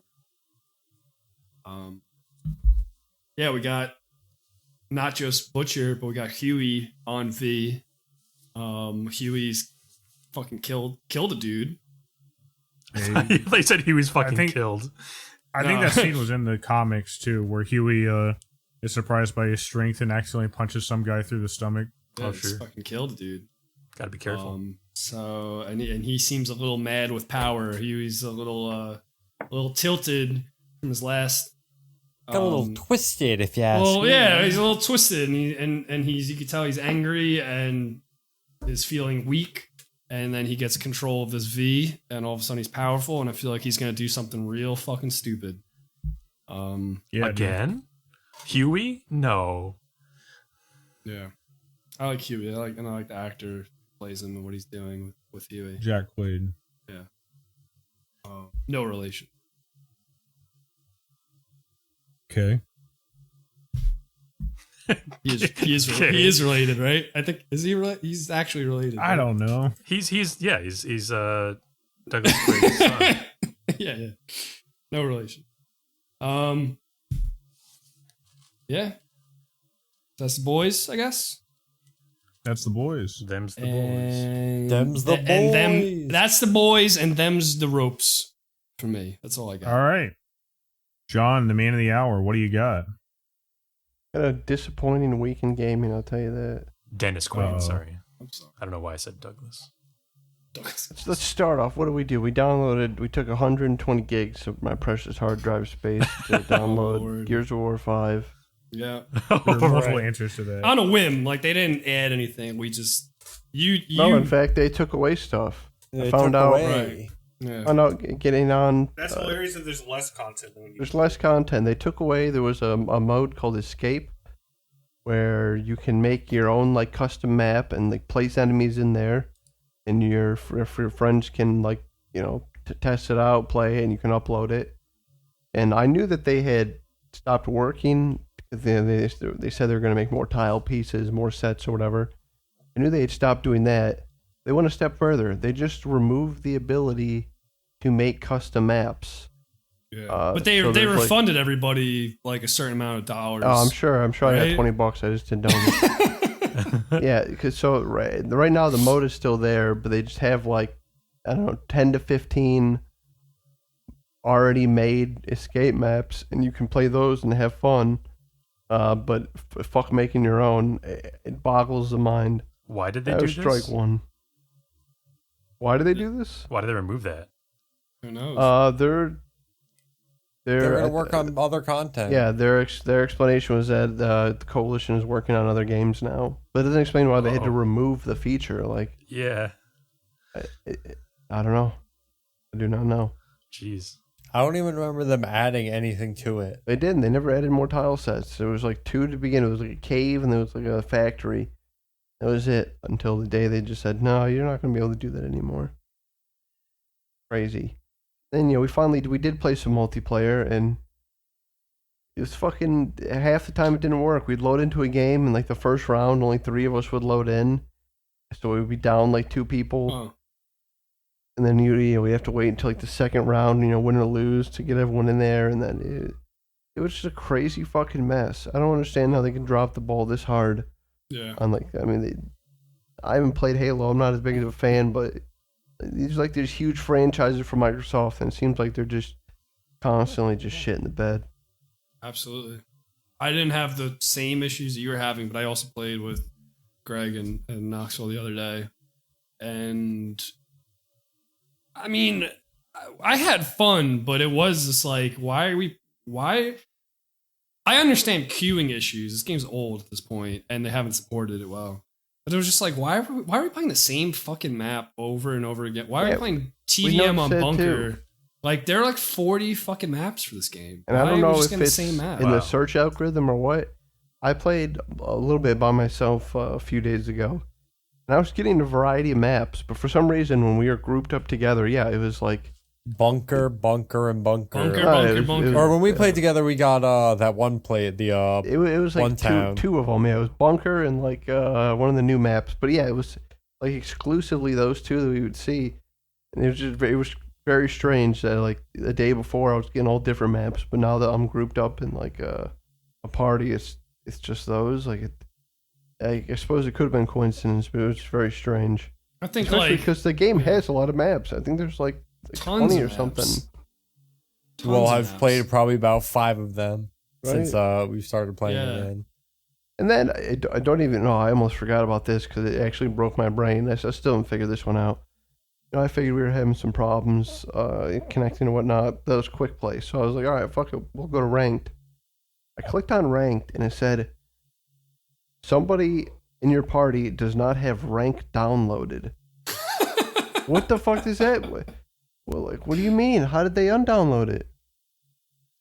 I don't know. Apparently there's some sort of DLC menu in this. I don't know. Eric was saying there's a DLC menu in the settings that you may be able to uninstall that, but it's nobody did that. Like, I don't. It's a very frustrating experience because the actual times when the game works and we're all working together. I love Gears of War, but like the game just has so much working against it. It's just so shit. Yeah. This is the way every Gears conversation goes whenever we download it, like once a year or so. Hey, me and Knoxville played Gears of War 4, even though I hated the campaign. We played that multiplayer dozens and dozens of hours. We were both pretty, we were like platinum ranked. And Gears 5 is in all ways a worse experience than that. We to add on to John, we also tried Horde mode. We did 50 rounds of Horde. I think on intermediate difficulty. And like 20 rounds into it, Knoxville bugged out and he couldn't do anything for like 15 or something rounds until we had to get him killed. He was playing the robot, and a situation happened where the robot can hijack characters. He hijacked the character, and the character died, and on the screen it showed Knoxville dead, but he was still able to fly around with the robot and heal and stuff. So for the next 20 rounds, somehow the game thought he was dead but sort of alive, so he wasn't able to do any damage or attack with the robot, but he could still heal us. And we didn't know how to fix it, so we just kept going for like kind of like an hour. And then eventually we were like, well, what if you just die completely? And even that was tough. Like, granted, we were playing an intermediate, Dude, we were coming close to being unkillable. It was just so damn easy. I mean, and there are. I mean, it's not like easy, intermediate, hard. There's like 8 difficulties, but still, we were on intermediate, on some level of challenge. And yeah, we were like actively trying to get him to die by like leaving him in pits of enemies, and it was actually pretty hard to get him to get killed. Then he did, and then it fixed itself, and he had to play the last like 10 rounds. Gears of War and Halo, Microsoft's fucking premier franchises. I feel like both of them right now are in a state where it's shitting like, the bed. Yeah, definitely. But it's like the gameplay when it's working is great. Like the engines and the gameplay is fun. It's just everything around it just fucking sucks. Well, even, I mean, and I'm sure there's tons of people who are going to disagree with me. Even the Horde mode setup, I despise it. You have to pick a class now, and each class has, it's like hero shooter shit. Each class has a special ability, and you level up in between rounds, and it's like, that is not what I want. I like the gameplay. I like Gears 2 where you just fucking had to... Because even on the Horde mode now, when you go into a map, they have these little pump wells or whatever that like give you points, and you have to defend around those, and every 10 levels, a new one opens up. That takes away your freedom to pick where you want to defend in the map. You're pretty much just, I have to defend this area of the map, and then in Wave 20, we have to defend both of these areas. Right. It's just fucking... It's just shit from the top down, let me tell you. All right, but there's good news this week, though, right? You played a good game? Oh, yeah, I played a great game. Somehow, and I still don't know what happened. We all got roped into downloading another 100, I think it was 160 gigs maybe, of Ark Survival Evolved. Old Vin Diesel pulled the spell on us and got everyone in the mood for Ark again. And I gotta tell you, I won't say this out in the wild because some people are having a lot of fun. I'm having zero fun. I every time I play this game, I think of Valheim. I think of all the things it does better, but even more so, I think of Grounded, and I get fucking angry that Grounded is stupid enough to cap itself to 4 people for whatever stupid story reason it feels like is good enough. When that game we could be having so much fun playing Grounded instead of Ark right now, but we don't because it's capped to 4 people. Like, Yeah. And to be tell fair, Ark came out in 2014. It feels dated as fuck, and everything I do, I'm just like, this is better in this game. This is better in this game. And to put things in perspective, you played a lot of Ark before both I have those games were out. 496 Me and John hours. were the And you Ark enjoyed the game. gods. Yeah. You put your time in, man. It's okay to be done. I put my time. Well, and to be fair, like the stuff that I played was, when it was super early access. There's way more stuff in the game now, but it's just like, I don't know. It just all feels so dated. The combat feels jank as fuck. The building, I'll never be able to build another game and not think Valheim's just better. I mean, it was never like a good game, right? It was always just a cool game because it had dinos in it.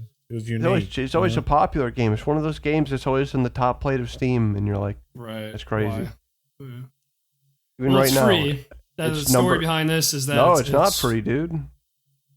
Well, it's free to claim Actually, now. yeah, It's people free right are now. able to get it for free now. Oh, It's okay. free That's right why now. we all- Yeah. Yeah, Maybe the free. base game's free, but they very much charge for those DLCs, and they have at least 4 or 5 of them. Yeah, I'm looking at Peak Games Steam right now. It's number 5th highest game on Steam, 204,000 people.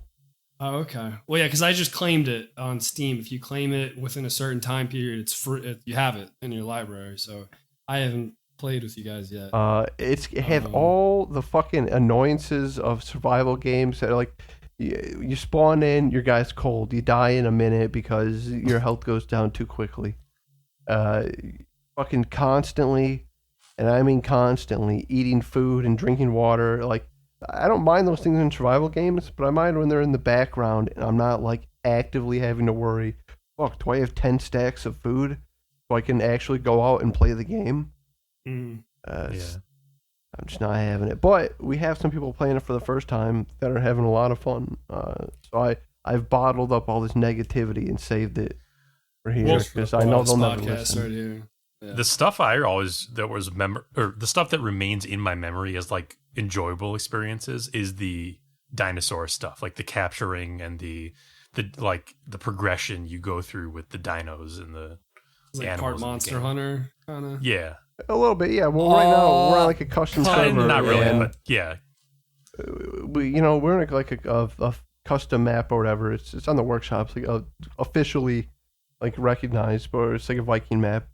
We downloaded it and we all spawned in on the quote unquote easy area, and it's just nothing but fucking terror, nothing but fucking hell and evil dinosaurs. You don't survive more than a minute. It's pretty ridiculous. And it's just like I do not. I ended up I'm not digging it. personally. I ended up moving to like an island that's just in the middle of the ocean because I was tired of getting ripped apart by all these different types of dinosaurs.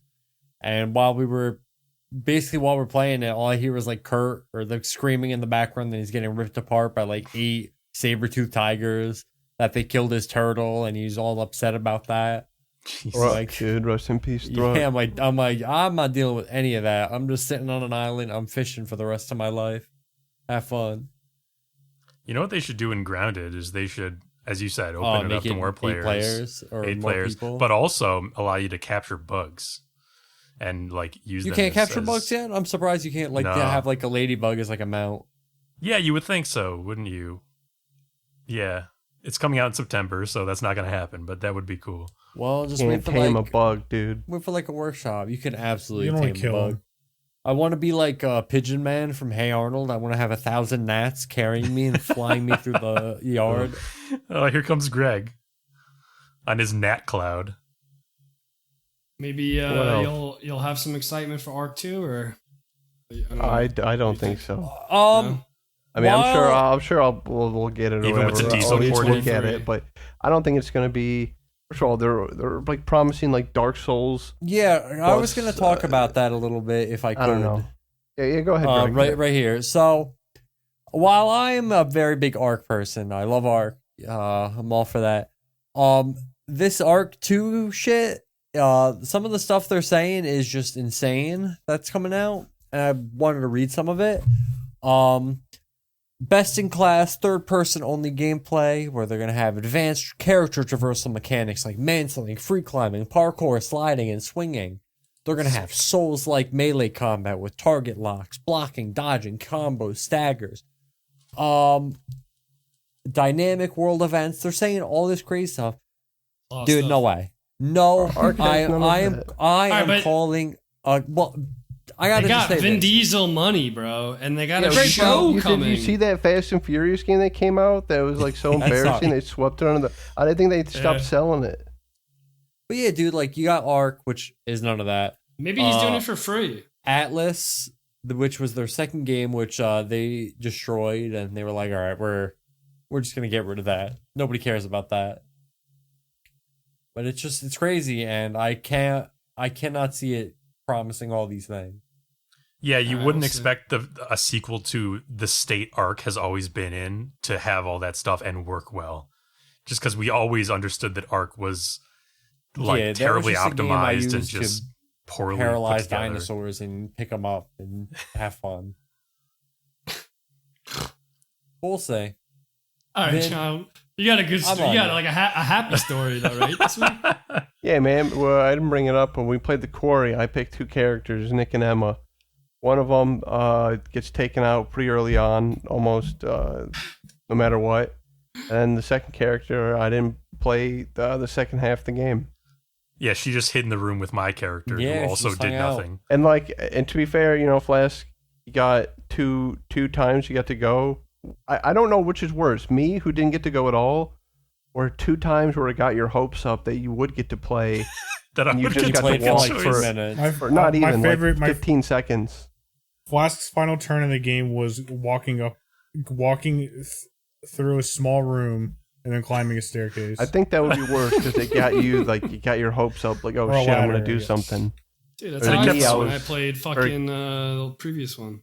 I was exactly like that, but even worse. But I did survive, so In the last 3 hours of gameplay, I had maybe 2.5 you and hours Kurt, of I game. think, were most of it. It was amazing. I feel like I had like 2 hours, was a maybe gaming Kurt maybe had like machine. 45 minutes.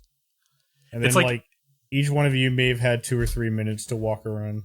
It's like initially you Make were one joking choice. around about how it kept going back to you, but then it just kept happening, and ultimately you played like most of the second half of the game as the protagonist Yeah. of the game. Hey, oh, who yeah, knows that though? was- Like that was in my House of gaming week. Asses, the prologue character is never seen again, or at least you never play him Right. again. You know what I mean? So Yeah, you go the other sure. way. Yeah, they usually die violently. It would be cool if you did. That would have been a fun. All right, John. You got anything fine. else to report? No, I All gave right. up. This is the worst week in gaming ever. Mark under calendar. Oh no! Hey, I've got some Uh, good news for you, John. Always Oh, next okay. week. Is it news? It's news. Actual news. News, The news, new news. Dragon Age game is called Dreadwolf. Oh, okay. Dreadwolf.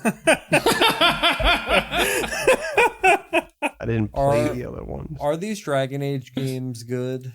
I only played the first one. I liked it a lot, and I know that people also enjoyed the third one. Like, what So- are they? Like, what Okay. genre of game are they? They're RPGs. They're actually, I would say that the first one is probably still the most complex to this day, and it's a really good RPG actually. I still recommend it to anyone. Second one is more divisive because it's more limited in scope, but some people love it, some people dislike it much more than the first game. The third one, Inquisition, is for some reason they took a lot of cues gameplay wise from MMOs. So there's a lot more like fetch questy, run around a big open world that's kind of empty and just like pick stuff up or kill a certain amount of animal or something like that. But the story itself is actually not bad. And in fact, with this announcement of the name, we are now like confirmed, like proved conclusively that we're following on from the storyline of Inquisition directly. Because it Oh, really? that one Okay. that one I didn't- ended on a that's- bit of a sequel bait. My and this only one, exposure to Dragon Age was when I bought Dead Space 2, and they gave you a code for some armor in Dragon Age that looked like Isaac's that armor. looked like I remember that. Yeah. And I was like, oh, that looks cool. I'll probably never play that. But I'm actually kind of excited because like that fucking Inquisition was like 2013. It's been a long time, and that game ended on kind of a sequel bait. And my favorite part of the game was the character that is going to be the crux baited. of the plot now. Yeah, exactly. That is going to be the crux of the plot in this one for sure. So that's a good decision on their part. Cool. But BioWare, it's BioWare still, right? Making this. Yeah, so dude. we'll see. We don't know if they're good. who They're they good are again. now. Yeah. Hey guys, we have a rerun. I love this one because Another guy has leaked classified military documents on a War Tanks forum. This is my For favorite. those of you that haven't read it's actually this, the same forum. War of Thunder, how yeah. many times do you think this has happened? Well, we I covered believe it's been another like one of 3 or these 4. happening on the pod. This is definitely the third time we've covered it. This is the third time this has happened. I believe the first time was English. I think this time is a Chinese person I believe so. posted something. Oh, they're fucked. It's oh my god, dude! It's so funny. Their social credit is in the tubes, dude. It's in the tank. Well, they're just trying to make the Chinese tank #1. So what really, was their social the- credit score should go up. What was the details? What did this guy leak? I think he leaked. If I remember correctly, he leaked plans for like their ammunition they use for the tank. Yeah, something about that. And it was like you're not supposed. It was funny. And it's always just to win fucking online arguments with other nerds. Yeah, it was It's about so good. a particular shell. And they publish classified info of any vehicle or any nation. This headline is gold. Another guy has leaked classified military documents on the same tank games forums. This is what, number 3? Yeah, 3. First one was British. Second one was French, and third one Chinese. At least War our Thunder's a boys fun aren't game. giving it up on the Dude, War not Thunder yet. forums. That's because, dude, I don't think we can handle it. The mimetic flop Morbius was re-released into theaters, and it flopped again. Flopped again. It's gonna flop a third time. They What are you bought talking into about? the Greg's seen this like boys. 8 times. How are they losing money? I have seen this movie like 4 or 5 times. But he hasn't. But how many paid for times it. have you That's the paid to see it, important part. though? Every time I'm supposed to say legally. Well, you've watched technically ads I for the paid. person. All right, well, this math doesn't add up then, Greg. I technically paid for it. I paid something. My soul. Your soul. Oh. Yeah. A bit of my soul. That makes sense. I have not seen Morbius yet. You do It's- not need to. it's I my will goal. say, I have to say with Morbius, it was alright. It wasn't as bad as everyone's like, oh my god, but it was Yeah. alright. It was whatever. Exactly. I agree. Do you think it gets better every time? No. There was actually one part that was pretty funny every time, but that was whatever. Is it the part where he goes, it's Morbin time, and totally morbs over that guy? Yeah, he starts Fortnite morbin. I love the terrible memes. I'm not gonna lie, but yeah, I've not seen the movie, and I don't plan to. Me neither, yeah. Berserk will continue. And a heartfelt letter that we saw from one of Berserk guy's best friends, right? Who said that he knew. Flask, why would you do this in like a Japanese? Okay, there it is. Yeah, scroll down, yeah. Yeah. Anyway, he knows the outcome of Berserk, and he's talked a lot about it, and he's given the green light to Berserk guy's proteges, or apprentices rather, to finish the work. Yeah, it So was we'll weird. conclude. Guts' best friend came and saved the world. How they're gonna end it? The OC I don't. Stug. I don't know. I think it should have just been left unfinished. But that's just me. Oh, interesting. I know. I mean, I really don't have a stake in Berserk because I've only read part of it, and I really don't care.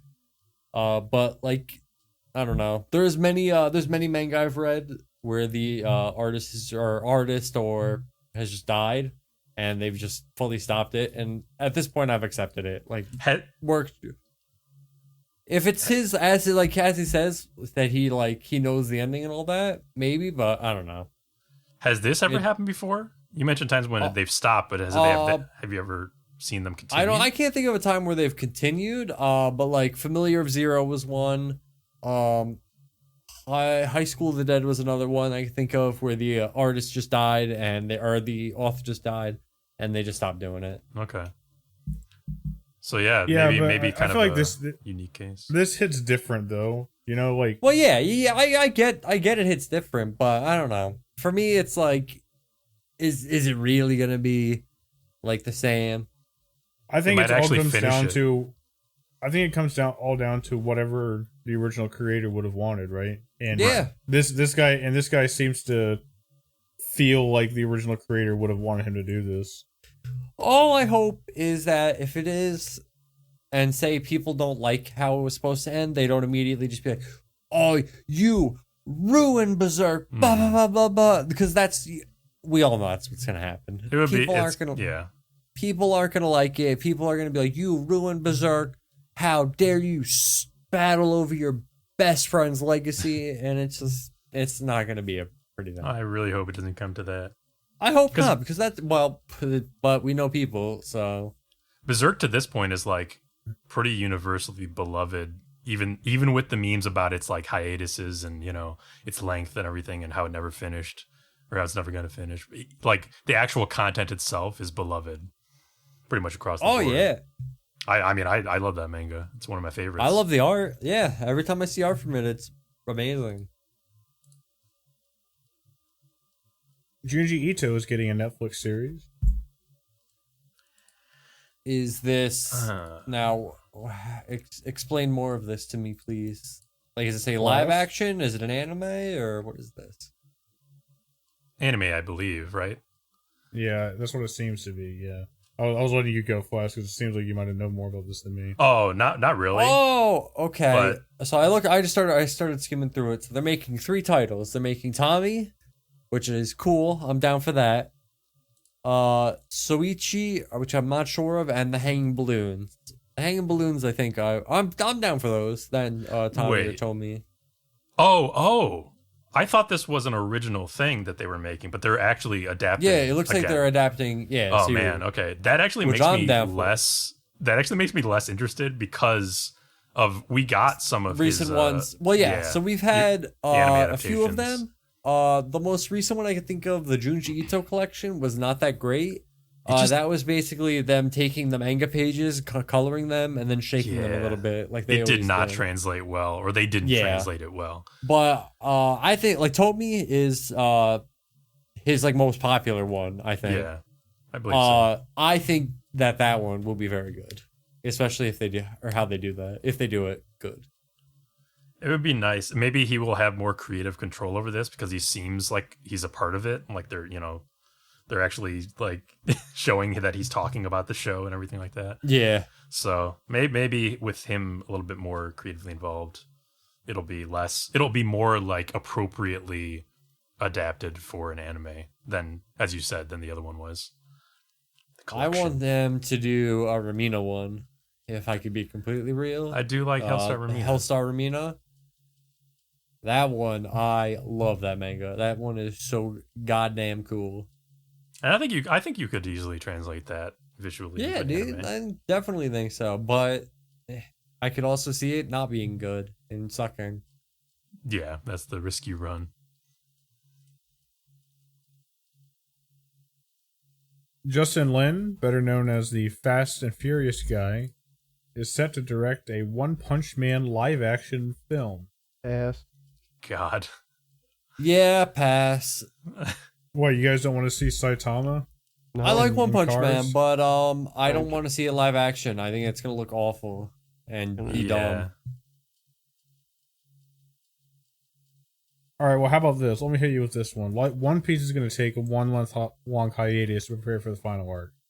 Thank goodness. That's Maybe I'll not catch up. entirely true. Maybe it's a What translation thing, but from what I understand, it's going to take a month hiatus and then prepare for its final saga. That's what I heard too, actually. Yeah, that's what it's unclear. To be. Which is a number of arcs. Because, like, technically, this saga, or the arc that's ending now, Wano is like kind of the end of a 3 saga years. that started, yeah. I mean, well, even that, if you count, like, the Big Mom arc before that, it'd be like 5 years. So, while One Piece does have a quote-unquote end in sight, I'd still bet 4+ years. Yeah, I saw how it would you feel translated if it both was really ways. just one arc? Like, would you feel like it was just like how the hell could they end that quickly? I'm so confident that It's impossible to say. it would be impossible to end everything because I mean where they're at. I mean he's not the king of the pirates, and He ain't got the one. One Piece. He ain't got the One Piece yet, and there's some other stuff in the background that hadn't even come up yet. Look, That's gonna be the final issue, right? Is that he's gonna open the One Piece and then we never find out what it is, Soprano style. No, Oda's already said he's not gonna. It's not gonna be something stupid like friendship, and he's made promises. It will be something. Look, I'll give you guys a little inside baseball. You know, I'm still a little upset that I didn't really get any responses when I posted about my special One Piece I told friend. you it's creepy. You told me, no one else. It's weird. Okay, first off, I was going to talk to you about that. First off, cool. he's a One Piece expert. And yeah, weirdo. You guys are very impressed, first off. But he said, and he knows the voice actors, and he said he thinks the show is going to go on for another 7 to 10 years. Jesus. That would, where's the show at? Yeah, I said about 5 more years, and the manga's. Yeah. I mean, the manga is ahead of the show, so I could see. Yeah, I could see that. I just want it to be close to ending so I can catch up again. Did you see when I posted Flask? I think so. I tagged you. You didn't say anything. I was upset. No one responded. Nobody responded. I thought I was gracing you guys. Because Vito, have you watched One Piece yet? No, I don't care about the show, but I basically keep One Piece out your mouth, boy. My friend is like, cool. He's like the One Piece. He's like fucking. Greg's out there fucking walking the walk. All right. Look, if I find something, I pass it on to you guys. I try to enrich I heard your that lives. your friend had some pretty weak picks for favorite character, and after that, I just ignored the rest of it. Tell your friend to eat the complain fruit, bud, because that's all it seems to be doing. Honestly, Vito, I think I may have seen what you said in passing, and like I was distracted by something else at the time and didn't give it my full cognizance. Yeah, I expect a response by the end of the night. Where was this? I don't even remember. This is a friend of mine. This is somebody I know who happens to be. We'll talk. Who I just. All right, yeah. It's also Hideo Kojima is rumored to be making a new horror game called Overdose. Yes. I think I've said it before on the podcast. I like Hideo Kojima a lot. I really just hope Norman Reedus isn't in the game because I hate Norman Reedus as an actor. All right, but hold on. So we definitely in the game. Yeah, we spoke about this last pod. We didn't. I don't think we had the name Overdose then, but we did have a game with Norman Reedus. Yeah, Norman Reedus. He believed it was Death Stranding 2, but now we're learning that. And this was just make Norman Reedus a side. This is probably not the same project as that. Do we think he's working on 2 games? Because this also features an actress from Death Stranding, Mama, Margaret Qualley, who played Mama. Yeah. All we know right now is that Norman Reedus is working on some kind of Death Stranding 2-esque project with Kojima. He called Part 2. And then we know that Kojima's working on this also game making Overdose. a game called Overdose with Margaret Qualley, who was in. And then we also know that Kojima is working with Microsoft. Right, on an unspecified project. So these are either all the same fucking game, or Kojima's working on 2 or 3 games. I think it's probably all the same game, in my opinion. I don't know. I think he's probably got. I could also see him having 3 games, like in his studio, like being made. I guess it's not insane. It's not insane. Yeah, I think it's exciting. Yeah, I like all his games. The horror my biggest issue is like I like Death Stranding a lot. I like the world. And delivering packages just ain't my thing. Yeah, I was a little bored as well. I think a horror game would be sick. Obviously, horror game, awesome. If it's especially if it's in the Death Stranding world, absolutely, that'd be insane. I feel like this one's going to be about the dangers of prescription medication. ODing. Yeah. Are you being serious? You weed needles. Is that a theme in Death Stranding, or are you just making a joke?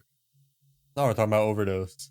No, that's his new theme. It'll be his Grammys new, add category for Best Video Game Soundtrack. Best video game soundtrack in your head right now. Go, everybody. No, we're talking about, but it would be for 2023. Final Fantasy. That's an old game. Endwalker's soundtrack. Everybody. What game have I played this year has the best soundtrack? Hardship Shipbreaker, right? Citizen Sleeper. That's a good soundtrack. Oh no, Pavlov VR. that one map we play where the radio plays. I usually just hear kids screaming over it. It's the greatest hits. It's gonna be the Cuphead Usually it's DLC. Bruno Mars. Oh, that probably has good music. The Cuphead DLC. You know, when are we gonna beat the devil? When are you guys gonna beat the devil? Do it right now, bro. Never ever. Maybe. I'll get on right now. Fuck this podcast. I guess cool that the Grammys is adding a category for that. I mean, that is legitimate music being produced every year, but who cares about the Grammys? True. Yeah. I don't think anybody gives a shit about any of those. I wonder why they're doing This it. is probably their attempt at being relevant still. Exactly. 'Cause Yeah. I think all these are aren't like all their viewership like at their lowest because no one watches TV anymore. I think Maybe that's probably. what I call them. Speaking of nobody Nice. watching TV anymore, PlayStation presented State of Play. We're getting into the showcase portion of the pod, I guess, where Showcase. the rest of the news is all about different things we saw at E3 this year, A week of stunning announcements. or at least the void of E3. Some State of are Play. all right. State of Play, things that stuck out to me. We got Resident Evil 4 remake. Yep. Mhm. People seem to be happy about that. Mhm. Spider-Man coming to PC. Dude, Yeah. thank God. Did you Yeah, in a literally remastered predict version, this? Didn't you say this on the last did. pod?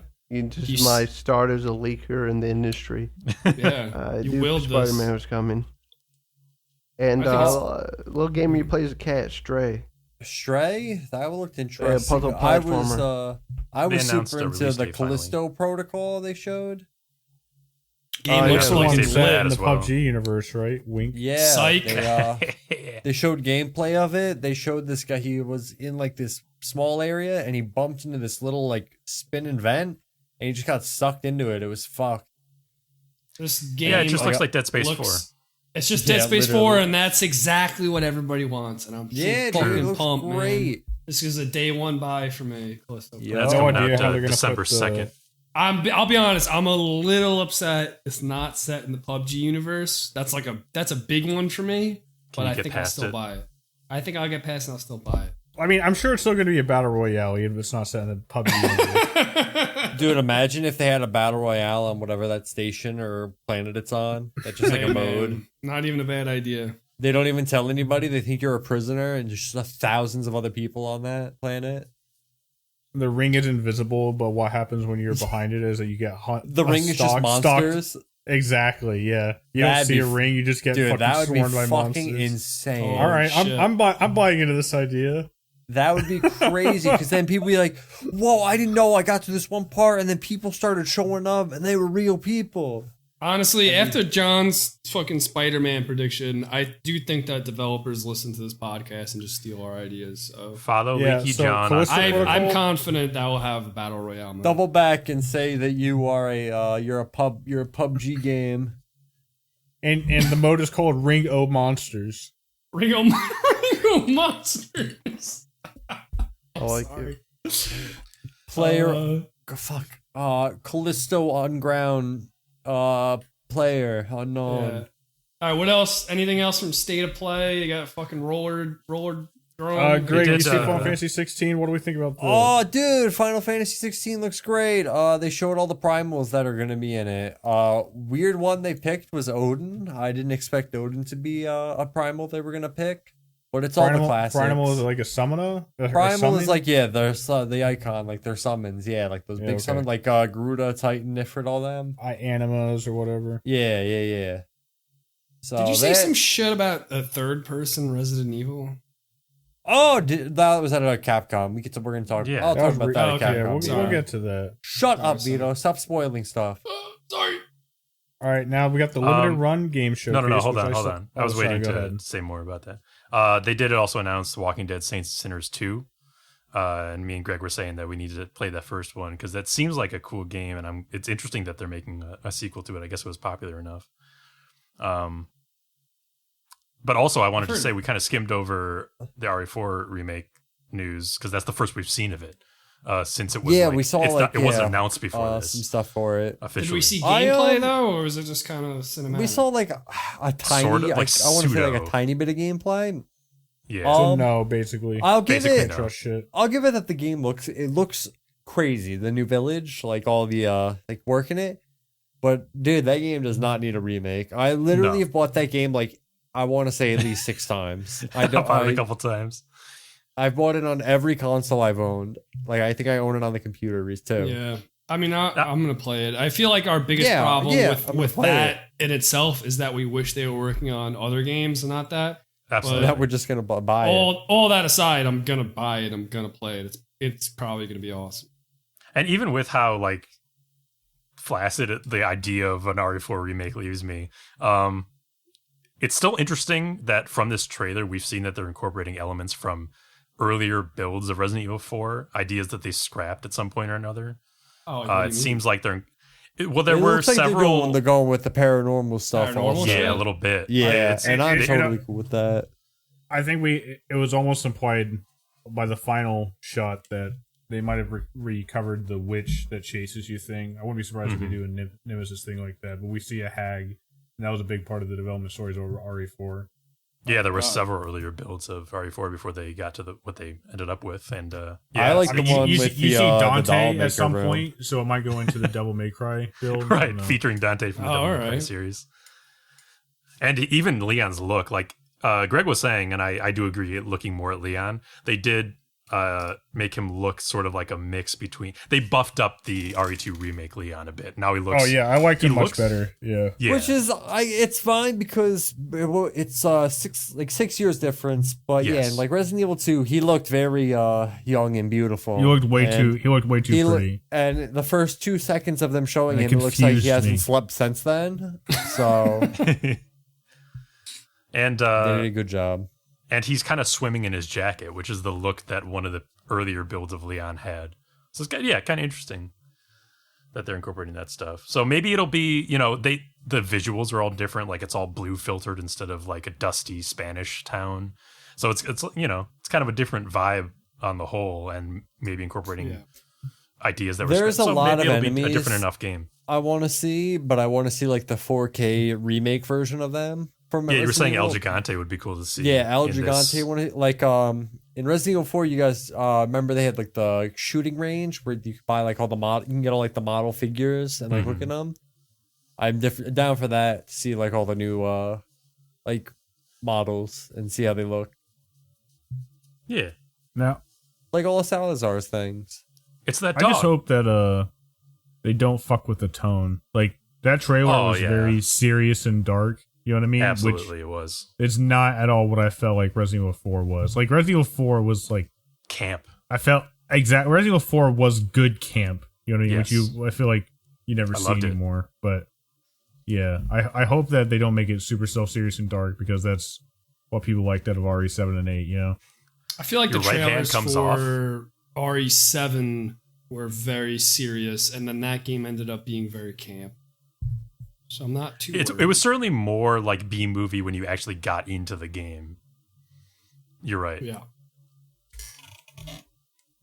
All right, next we have the limited run game showcase, which I don't know anything about. I'm looking at this list. I'm not seeing anything that looks I could just say like real something quick. I can comment about. If you don't mind, I can just say real quick. Yeah, if you got something to say.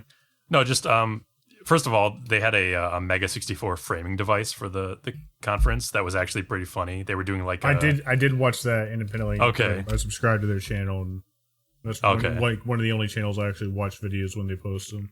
Yeah, they were doing like an FMV shooter game style from like the 90s. They had the perfect filter over it, and yeah, it was actually kind of funny. But the things that stood out to me were Blade Runner, the old PC Blade Runner from the 90s, is getting a physical version. D, which is like an obscure horror game that I don't know. I always thought looked like shit, but I never played it, so I don't know. It's just a weird one to get a physical version. Doom 64, I thought was an interesting show, which people swear by. They say Doom 64 is, I mean, I played that game as a kid. I liked it a lot. Yeah. And then KOTOR 2 is getting a physical version that's KOTOR 2? Yeah. I'm not seeing that on this list, but okay. I think Oh no, I do see it on this list. Am I talking about the Switch? I noted this like back when It does say Switch/PC on this list. Oh, okay. Switch/PC. Okay. Also, So because it's coming to the Switch, they're like re-releasing it. That seems to be the case, yeah. Also, a Night Trap PS5 release. Oh yeah, that too. I feel like we've known that's. Oh no, sorry, I'm mistaking that for when they did re-release it earlier, and now they're re-releasing it again for the PS5. Right. And it's gonna be 4K for the first time, which is 8K. No, 4K. It's gonna be the most crystal clear Night Trap you've ever seen. Awesome. All right, what's the next conference? All right, and Summer I think Games that's it Fest. for Limited Run Game. Now we have Summer Game Fest, and I didn't write down any notes for this one. I guess I didn't have anything to say. I didn't watch it, but I read through a recap after. I'm having a mind melt. I don't remember anything from that. I made some notes. We had Aliens Dark Descent. Right? There was that. The RTS? Yeah. Or that one was all right. Is it an RTS? I forget. I thought the alien game they showed was the RTS. Okay. No, And then I I thought know it was like an XCOM. like an Alien I thought that's Swarm. what it was.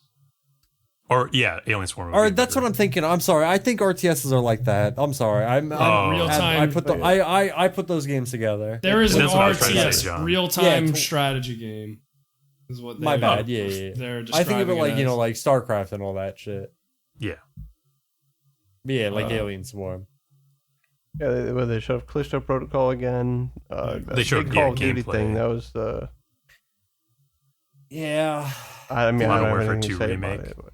It's just some gameplay from Modern Warfare 2. Whatever. Just like recreation of a level. Yeah.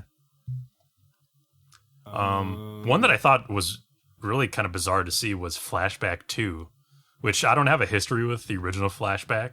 It was a beloved game at the time. But it's weird that this is called Flashback 2 because there already was a sequel to the original game made by the original developer, Delphine Software, 3 years after the original. It was called Fade to Black. So they're just like wiping that from history for some reason. We don't talk about that one. I mean, apparently it wasn't very good compared to Flashback, but it's still funny. And there was also a crappy remake of Flashback in 2013 that no one remembers. But yeah, I don't think the developer of Flashback 2 is Microids, and I don't think they've been very good for a while. Like they're developers who did Siberia back in the day and all its sequels as the years went on. But I'm not sure this new Flashback 2 is gonna impress based on their track record lately. You know what's gonna impress though? What? That One Piece game. Oh, what's it called? Yeah, it is. One They Piece Odyssey. showed that, One Piece Odyssey. Odyssey. Apparently, you're gonna get a set guide. The One Piece crew gets sent to another world or like an alternate dimension or whatever. Looks good. Looks cool. We saw that. We saw a Fort cinematic. Oh, sorry. Yeah, just Fort Solis is another space horror game. Some of us love those. I'm cool with it. I love space horror. I love them. That was the one with like Troy Baker and Roger Clark. Oh, that might have been the one that I did not care about. Oh, okay. There was one that they were part of that I did not. I was not a fan of. All right. What are you gonna say, Vito?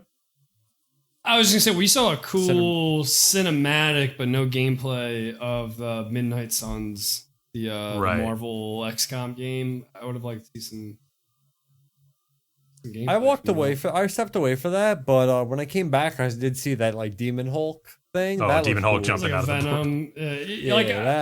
Demon Hulk. Yeah. The cinematic was gameplay cool. out there. I don't know why they didn't show it. I mean, you can find a little bit.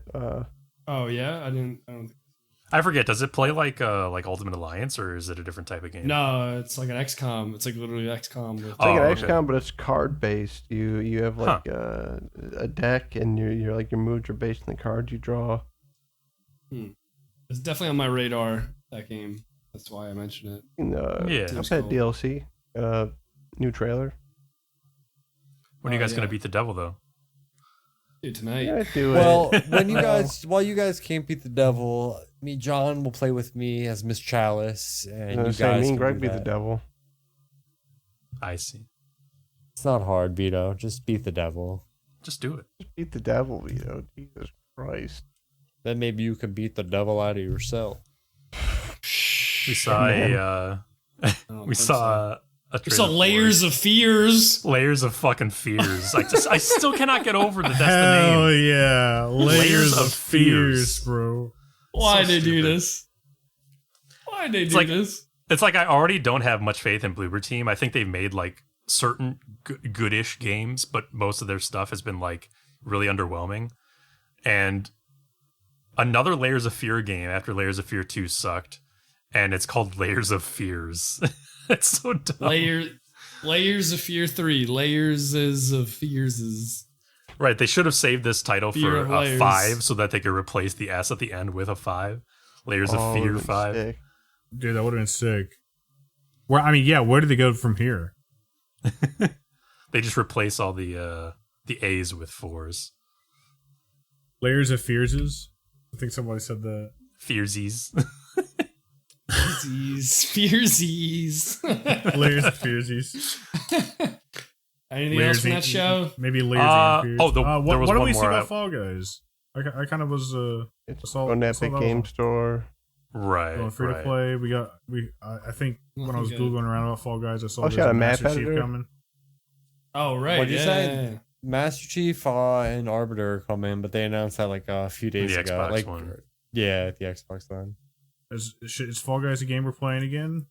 Would we I try would to play it again. Probably not. I was saying to map Danny, editor, that's exciting, but Right, they're that. removing the game from Steam and Steam. making it free to play on Epic, which you might have mentioned. same on fucking thing previous they did to pod. Rocket League. It's so annoying. Yeah. It's just like, Oh, yeah, I forgot granted, about that shit. if you already It own will it, be you won't lose fine. it. But Yeah, but it's just a weird thing. Still, that's Stop doing very stuff. aggravating. Stop doing I it. was saying to Danny that it might be a good time to join to like just dunk on new players because there's going to be a ton of influx of free to play players. Just fucking ruin people's yeah, day. dude, we can maybe on free to play day we can go. Yeah, at the beginning of the trash month. them. Maybe I'll get my first crown. I believe in you. Oh, I would not have said that on the podcast, man. I knew someone was gonna say that. You've I don't got think a lot I've of ever hours admitted in that out game. loud, but I've never won the game. You've got a lot of hours in that game, man. I know. I'm always Oh my fucking dude. God, always that's a so fucking bridesmaid. embarrassing. Never Somebody brides. go through the I next never- showcase while I find out exactly how many hours he has. The problem my is I'm last always note- playing with fucking Flask, and Flask like, dude, He when turns it comes into an down to animal, it, he'll he kill turns to you. an animal. He's Turns to an ruthless, animal. man. Flask is a sociopath in Fall He Guys. throws friendship right out the window. 38 when hours, the no last crowns. round. I just play to play. Come on, You know, I you don't play have the to- game. You had to do that, Andy. I play the game that's presented to me. I eat what's on my plate. That's all I can say. I get it, Flask. Don't Thank worry. you. These guys are Neanderthals. Losers. Yeah. There's the animal coming out. My one last note for Summer Game The Fest mere mention was of him losing. was American Arcadia, which by the devs Out of the Blue Games, who were the developers of Call of the Sea, which is that game I played a while back on Game Pass, which I thought was a nice, good experience, a good game.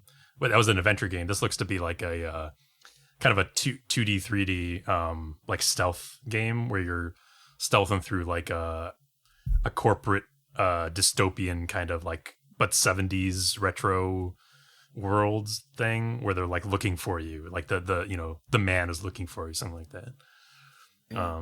The only reason I bring this up is just because I know the developers from that previous game, and I think they're capable of making a fun game or a good game. Cool. Devolver Digital. Devolver. I like their. Hang on, their before we move conference. on. Summer Games Fest, Jeff Keighley. As you guys may know, or may not know, Jeff wants to do a physical version of it next year. E3 Oh, is really? also planning to do a physical version of it of their Are event we going to try next to be year. I press? thought I Which did. one are we going to? Yeah, we're getting press passes. Well, how do we feel about the idea of a physical E3 and a physical Summer Games Fest around the same time? Probably around the same area. I am all in on that because I love trashing these conferences from the comfort of my own home with my Oh, friends. for sure. you I'm just asking? wondering, are these going to happen? I hope so. I mean, do we think that I'd we're going to hope see both so. of these conferences happening within like the same 2-week span in LA? That'd be Well, I cool. don't think Conferences?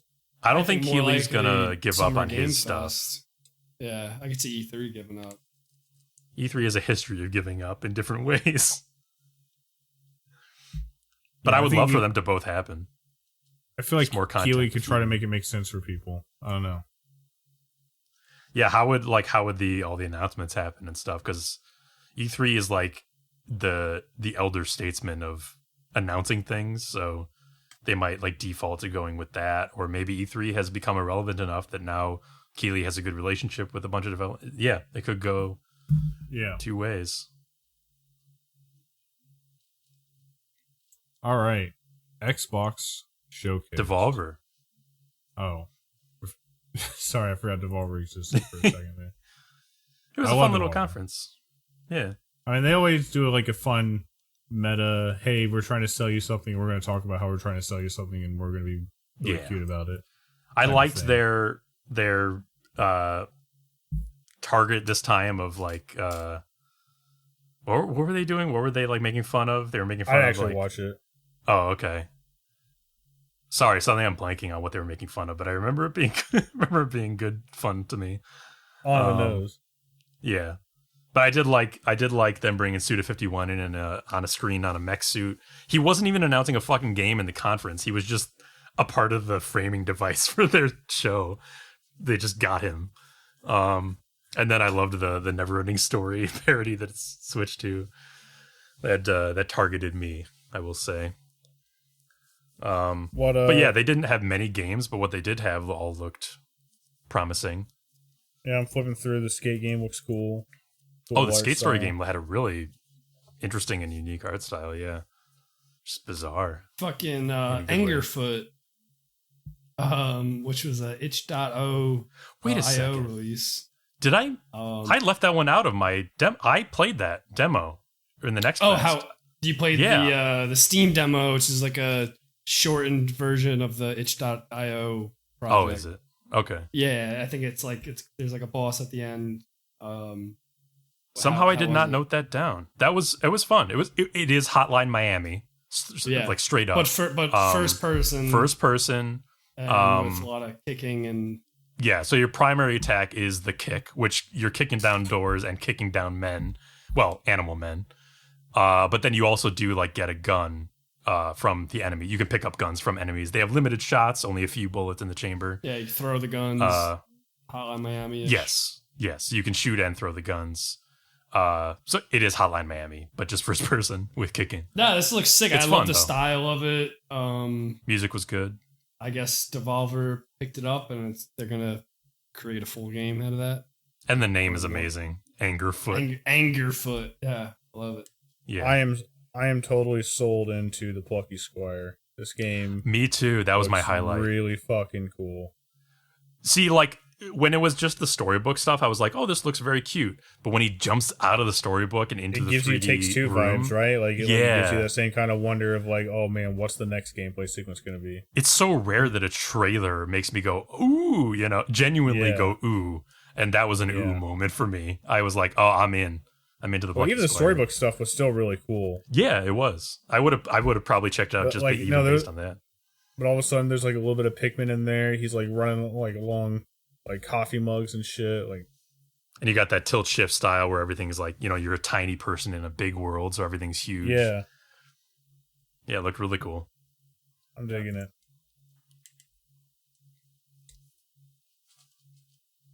All right, that's Devolver. Now we have Xbox. I love Xbox. I love the Xbox. All right, so my highlights, and this kind of in order of, I got a list that I linked there, but my highlights in order of like they were shown. All Night Silk Song, we saw some gameplay. Yeah, we did. With was pretty sick, and it wasn't shown in the trailer, but it's also coming to Game Pass. That's cool. Yeah, that's totally so nice. A game I want to buy on Steam. We should mention all these games. They did say all these games are coming out within the next 12 months. Now, that's whether what I was going to say. It came out with like a soft release date. We didn't see it on the trailer, but yeah. Whether that will hold true, whether they're going to delay some, we don't know. They're, we never can really trust these people. But that's what they literally said. The first time that we've heard anything about anything close to a release date for this game. I think. Yes. Yeah. So that's great. We saw a little bit of Redfall, which I wrote down was like Left 4 Dead with vampires. By Arcane. So Now, it'll probably feel good to play. Redfall to me looked more like John and Vito GTFO. That's what that game reminded me of with vampires. Really? I thought it was more like what Andy said, like a Left 4 Dead. Nah, dude. It was more tactical? Because shit only started popping off when they got caught and after sneaking around, and that was like GTFO. Well, that's kind of cool. So that's definitely what vibes I got. So maybe more of a focus on not engaging with the vampires when possible. Stealth. GTFO is more just stealth. I'll be honest. I didn't watch the trailer for that. I mean, I'll take your word for it, I guess. It looked Well, like that's you'd what it expect. looked like to me. Plague Tale 2 was the next thing I wrote down, Greg. Dude, they showed gameplay of that. Requiem. That game looks so nutty. I cannot wait. I love A Plague Tale, the first one. I really need to play that first one. I've only heard good things about it from you and from everybody else. Yeah, dude, I love that game. I did a video for Flask recently, and I started playing through it. I think the biggest confusion about that game and what stopped me from playing it is it really looks like on its surface like it's a walking simulator. But I've heard that's what it looks like, and it is it's more than definitely that. not that. I've heard there's gameplay, like actual gameplay. Yeah. Microsoft Flight Simulator. I learned during that showcase that it's a 40-year franchise. It's crazy. It's apparently their oldest franchise. Oh yeah. I mean, there are people who are like super into it. Like there are middle-aged people and even like elderly people at this point who've been into the franchise for decades and decades. That's really cool. Yeah. My grandpa had this and he played this on his computer. My uncle this is not a joke, yeah. They showed off a Halo crossover where there was a pelican that looked like it was flying in low orbit around space. That was pretty cool. It's a game like I'm probably never going to play, but I really admire it. I think it's very cool. That's a good way to put it. It's an admirable game. We saw some sick-ass gameplay of Scorn, followed by a release date. October 21st, I think? 2023. Yeah. I've been very excited right about this game. I just love its aesthetic and how gross it is. And Yeah, when it's out, I'll be excited. it reminds me of you go first. It reminds both of us of things. Well, I'm gonna say something a little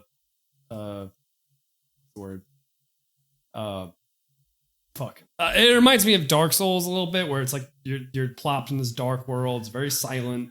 Doesn't look like there's much of like dialogue happening in this. Oh yeah, that was the thing they said, that it was a completely dialogue-less trailer.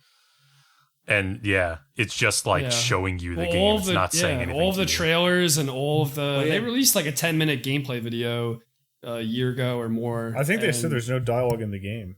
Yeah, it just seems. Oh, that's what it was. Just seems quiet and like you've just been thrown into this sci-fi nightmare. Very excited for this one. Well, I thought you were, for a second I got excited because you said dark, and I thought you were going to say the same thing I was thinking, but I think it looks like Dark Seed, which is a couple of old PC games from like the 90s. They're adventure games, but the art style is like heavily inspired by H.R. Geiger, but has a little bit of like its own thing going on. That kind of like chitinous, weapons like are dark alive. aesthetic. Yeah, exactly. And, yeah. All right. We got a new game. What looked like maybe an open world action RPG, Flintlock Siege of Dawn. I'm calling it an action RPG just based on how it looked. I don't know if that's how they described it. What was this again? It was like the Magic era Revolutionary War vibes game. Okay. She's like wielding a musket and like also a fucking hammer or whatever at the same time. There's a lot of with those like fox dog things. Combat. Right. Too. There's a lot of like elemental or environmental stuff. Like there was triangles in the air that she was like morphing into something to fly to. I thought it looked pretty cool. Yeah, no, it does look cool. The combat looked like it had some complexity to it. Yeah. We were joking about this game being the first case of the Elden Ringification of video games. It's happening. You can't stop it.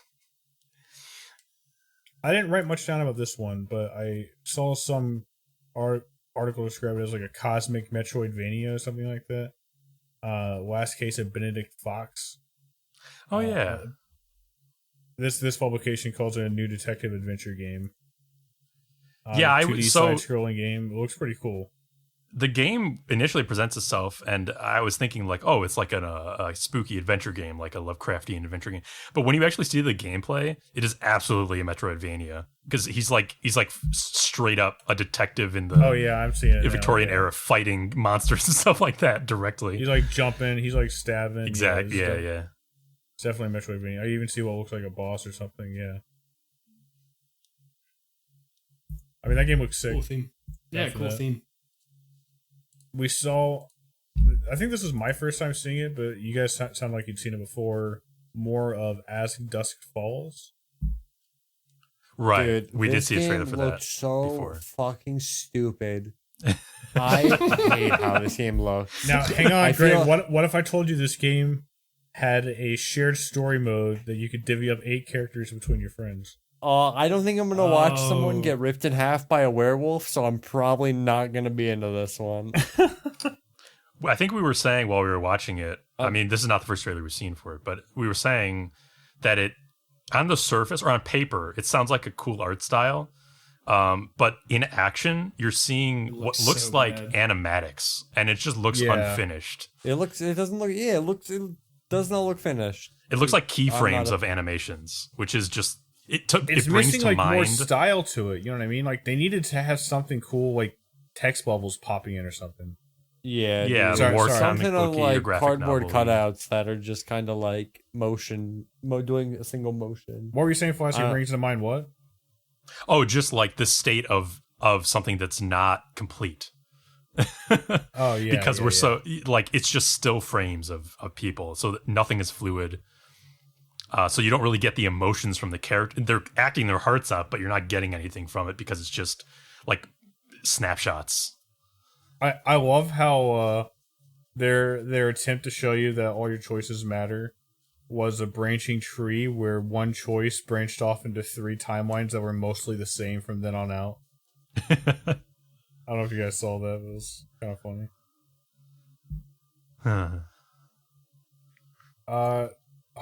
Might be a fun, bad game. We'll see. That's coming to Game Pass soon.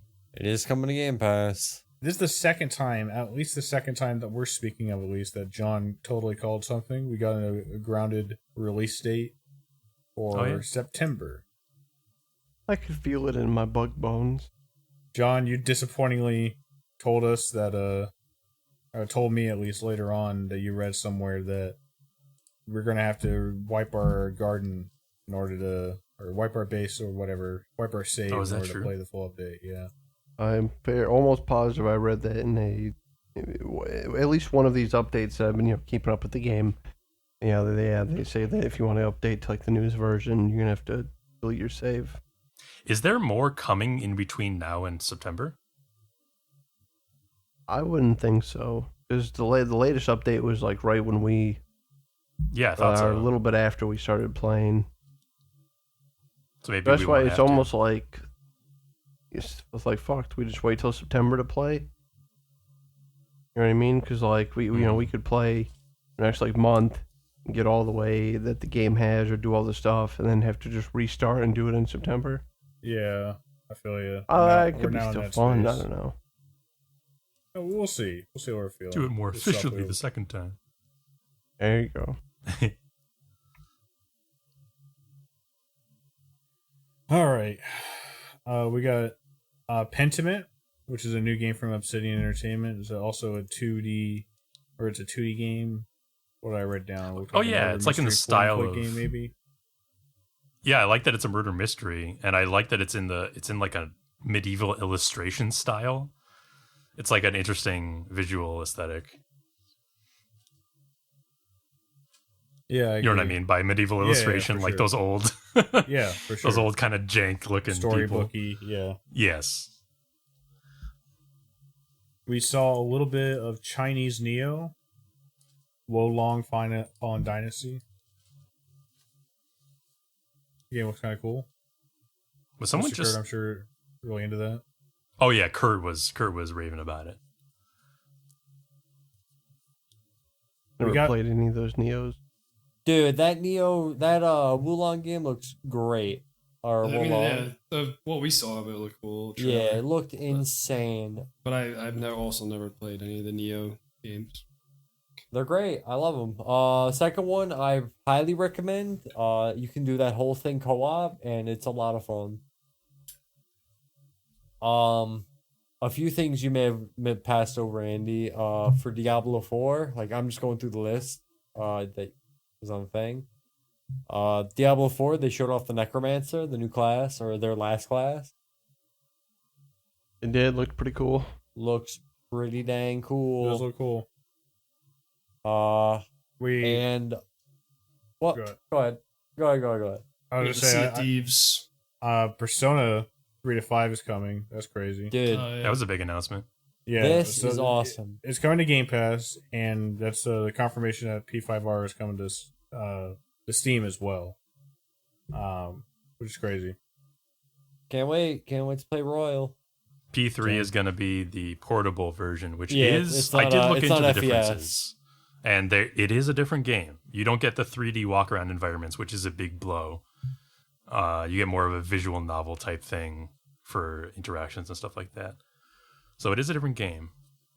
Kind of disappointing. Yeah, I thought it was the FES version, which is the like the super fancy version, which Golden and Royal were. But from what I understand, there are a little bit of quality of life improvements to portable as well. So there's sort of a give and take with that version. That's good. I mean, I really just want to play Persona 5 on the computer. Right. That's the big part of it. Yeah, I love Persona. It's great. Great game. Me and Andy are going to have a video series, everybody. You heard it here first. That'd be cool. Hideo Kojima appeared briefly on the screen, didn't really say much, except announcing a partnership. And the showcase... Can we talk about the snake oil salesman now? Who's this? Oh, yeah, and the showcase ended with Starfield. Which Todd Howard, everybody. I'm just going to air my bag out entirely. I don't have a whole lot to say. I think that the parts that look like every other Bethesda game are pretty much exactly what you would expect. The walking around, the fighting, and all that. The actual gun combat was pretty mediocre. The core pieces of the creation engine at their very roots of that game. What they showed looked great, but you're telling me 1,000 planets all custom? I saw you were talking about something, Andy, so you could probably add. I didn't look at the link you posted earlier, but I still don't believe that 1,000 planets thing. I'm having a hard time still believing it. Well, yeah, the article I think shed some light on that, where Todd is saying basically that there's he's being honest. There's 1,000 planets, and there's a portion of the game where there's tons of handcrafted content. That's like the main story and all of that. And then there's these extra planets are kind of like extra, and yeah, they are. He refers to them as ice bowls, and they're included in the game so that players can fly around and explore if they want, and then bounce back to the main quest when they want. And I think we all assumed that that's what they would be. I appreciate just the honesty and also the affirmation that there is. He mentions in that same article that the most handcrafted content out of like any of the Bethesda games. So I'm okay with that. If they want to throw in a bunch of ice balls that are optional to visit and maybe have some things, that's great. Right. That's fine. As long as there's a solid, as long as there's a meaty game there elsewise, So the only other thing I'll say is I don't want to be playing Star Skyrim. I thought the shipbuilding, my biggest thing, that I thought was crazy. I like their new base building mechanic from Fallout 4's, which sucked Big Wang. It looks like you're basically in like your own like float. You're in like a sky cam floating around and placing down. not your character just moving shit around. Right, more of a creative mode. Yeah, I thought the base building looked cool. I thought the ship Shipbuilding building looked awesome. insane. Reminded me of the Easy Builder and like Starbase, that indie game we were playing. Oh yeah, it does. And that's exciting. Honestly, I went from not giving a fuck about this game and not understanding why people are so excited about it. Don't get me wrong, I'm not one of those fucking people still, but like I'm like, shit, this is coming to Game Pass. It's gonna be a free fucking game. I think it's gonna be a fun experience. It seems cool. I think the biggest disappointment in that same article, possibly, was that there's no seamless landing on planets. That I'm fine with. That I don't give a shit about. Because when you do it that in like No Man's Sky or Star Citizen, while in Star Citizen it's pretty crazy, it like looks really good. It usually is just kind of like a time padding. So I'm fine with the loading. And maybe you're right, and maybe once I'm playing, I'll understand that and be like, yeah, whatever, fine. Just get me to the planet. But I think Flask put it best. Like we've had a bunch of big space games in the last couple of years, and seamlessly landing on planets is this big immersive feature that has been around, right. and I would expect that. And also I thought that was like a huge fucking step in gaming when we could seamlessly land on a planet like that. So having a loading screen, I think the creation engine would literally collapse in on itself if they. Yeah, I understand why they're saying this, why they're not doing it. Like I get it. Andy, were you gonna continue to say something? No, I got it all out there. Okay. Yeah, and if you're gonna be editing, fucking creating your own spaceships and shit, I would like to see them land. You know, if flying your ship around is gonna be a big part of the game, I would like to seamlessly land on planets, especially if there's gonna be 1,000 of them. It would make it feel like a one cohesive galaxy. That's all I got for that showcase. Well, we'll see. I have one. Oh, first of all, I want to say about Starfield. I'm calling it now, or maybe this is just wishful thinking, but I think there could be an Easter egg planet where the inhabitants like fell into conflict or something, Skyrim like a war. Goblins? Well, so the first thing I thought was Elder Scrolls, but I was like, no. What they'll do is they'll make a Fallout planet where it's like a post-apocalyptic world cut off from the rest of space, a la Fallout, and you can land you're like there. An alien or something. Yeah, you're like the alien that you find in the Fallout games sometimes. No, you know what they should do is that, but all the people there are like just like the aliens from Fallout. They're just all on that island, and they think you're like some crazy freak dude. Oh, like basically just like a complete a complete role swap. Mm-hmm. That could be a fun Easter egg. 1,000 planets might as well. The one more game that I wanted to mention from that showcase was Ravenlock, which me and Greg seemed interested in, which is that the voxel Alice in Wonderland kind of game that looked kind of cool, or kind of. Oh yeah, that was cool. I did like that game. Attractive. It looked nice. I've said this before with voxel games. I think a standard for voxel games now is you should be able to destroy anything in a voxel game. Blow the shit out of things, people, and environments. Let me rip through that castle. Yes. All right, and I'm just gonna say it now.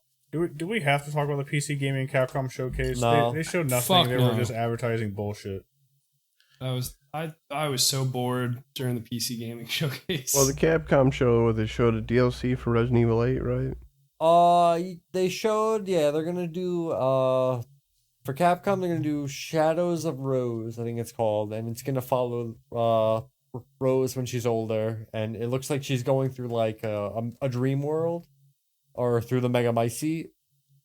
Right. But the cool thing they did announce is for Village, they're adding a third-person mode, because Capcom finally realized that third-person mode is the best for Resident Evil. Could be cool. I see it taking away a little bit of the horror. Dude, I think they showed like some gameplay of it. I think it looks awesome. Yeah, it might entice me to play another time, even though I played so many times already. I'm definitely gonna play through it again. They showed Exoprimal, which is that dinosaur game. I watched it again. I watched it not in like shitty FPS and like broken up. It does look cool. It reminds me. It's got Lost Planet vibes, or at least that's what I got from it. What was with the fucking Terra tornado? Dude, why was there a bunch of pterodactyls in a tornado formation? Dude, that was cool though. So they had that, and then they had they showed Resident Evil again. They showed more stuff for that. Right, coming to PS5. Those 3 games. They showed Outbreak. No. They showed Resident Evil 7, 2, and 3 are coming to the PS5, Xbox will all update. Then they got the Dragon's Dogma, and they were like 10th anniversary, everybody, and I was all excited. And then these fucking scumbags, these fucking dirtbags, they were like, get ready for Thursday, which is tomorrow, the 16th. We're gonna have a 10th celebration. Woo! All right, bye. A video. We're gonna show off a video. How do you do that? Just don't do anything. But just later. don't do anything. I'm gonna say it right now, Flask. I want you to keep this in. If they do not show Dragon's Dogma 2 tomorrow, I will commit a violent crime somewhere. I don't know where, but I'm going to commit a violent crime. Don't let Capcom do that to you, man. Don't let them turn you into that person. I'm going to say Dragon's Dogma 2 did this, and I'm going to cause a violent crime somewhere. All right, Flash, because Greg said that, you got to air this like 2 days from now. Yeah. I thought you were going to say reported to the police. Don't put Greg in prison. Just air this. I don't want to. Give him a couple days. Okay. No, put me in prison. It was a grievous insult, I admit. The Dragon's Dogma nonsense. Oh, let me just scroll through the thing real quick, because I think they showed one more thing. They didn't show nothing. They didn't show shit, like I said. They did. What? Say something They stupid. they showed Monster Hunter Sunbreak. Oh, who cares? They showed some monsters. And then the full monster list got leaked, which was very, very funny. The Saragios is getting added, which was my favorite monster. I'm not even super speaking excited. English anymore. Yeah, I don't know what you're saying, Greg. When you said that my Twitch, I think you gave me a They stroke. didn't announce much that we were excited about. And then they showed Street Fighter 6. They showed Guile. And Are you everyone was gonna buy it? You gonna buy Street Fighter 6? No, dude, I hate Street Fighter. I don't give a shit about Street The art Fighter. style looks kind of interesting with the splashes of paint or whatever. I mean, it looks nice. I'm not gonna buy it. It looks great, but I don't play Street Fighter. No. There was one game from the PC gaming show, which I think everybody kind of agreed looked like maybe something, which was Demon's School, which is like the pixel characters in 3D environment that kind of looked like it was Oh no, it was I a wasn't tactics interested in that. Oh no, that was that tactics one. That was like kind of Persona-y with tactics. RPG. Gameplay. No, I wasn't that great. Creepy school that. setting. It reminded me of. It did kind of remind me of Disgaea a little bit. Oh sure. Okay. But that's looks neat. No, not. It could appeal to some. That was kind of the only thing from the PC. I think Andy show. Super thought it was cool looking. Yeah, he wouldn't. I could have sworn somebody said something good about it. Yeah, he got a tattoo. Demon School. That big skull. His knuckles. The big skull from the trailer. Yeah. That's commitment right there. That's it. That was all the shows. That's it. That was it. That's it, and that's the end of this 4-hour podcast. Thank God. That you'll watch, that you'll listen to on your commute, your 4-hour commute. It's only 3. Work. only 3. Idiot. Gas is like $40. Stay tuned now. next week. Where If we're you gonna put all go. the sound effects in, it'll be 4 hours. Stay tuned next week for our variety show, where we'll more properly celebrate episode 100. And have a good night, everybody. Have a good night, everybody. Thanks for everybody. listening. For 100 episodes. For 100 episodes. 100. I know there's at least God, one I'm of you sorry. out there. Be sure to tune in next week where we fucking turn into a bunch of clowns to perform for your pleasure. Performing I'm for sorry. you. The Broken Campfire Crew.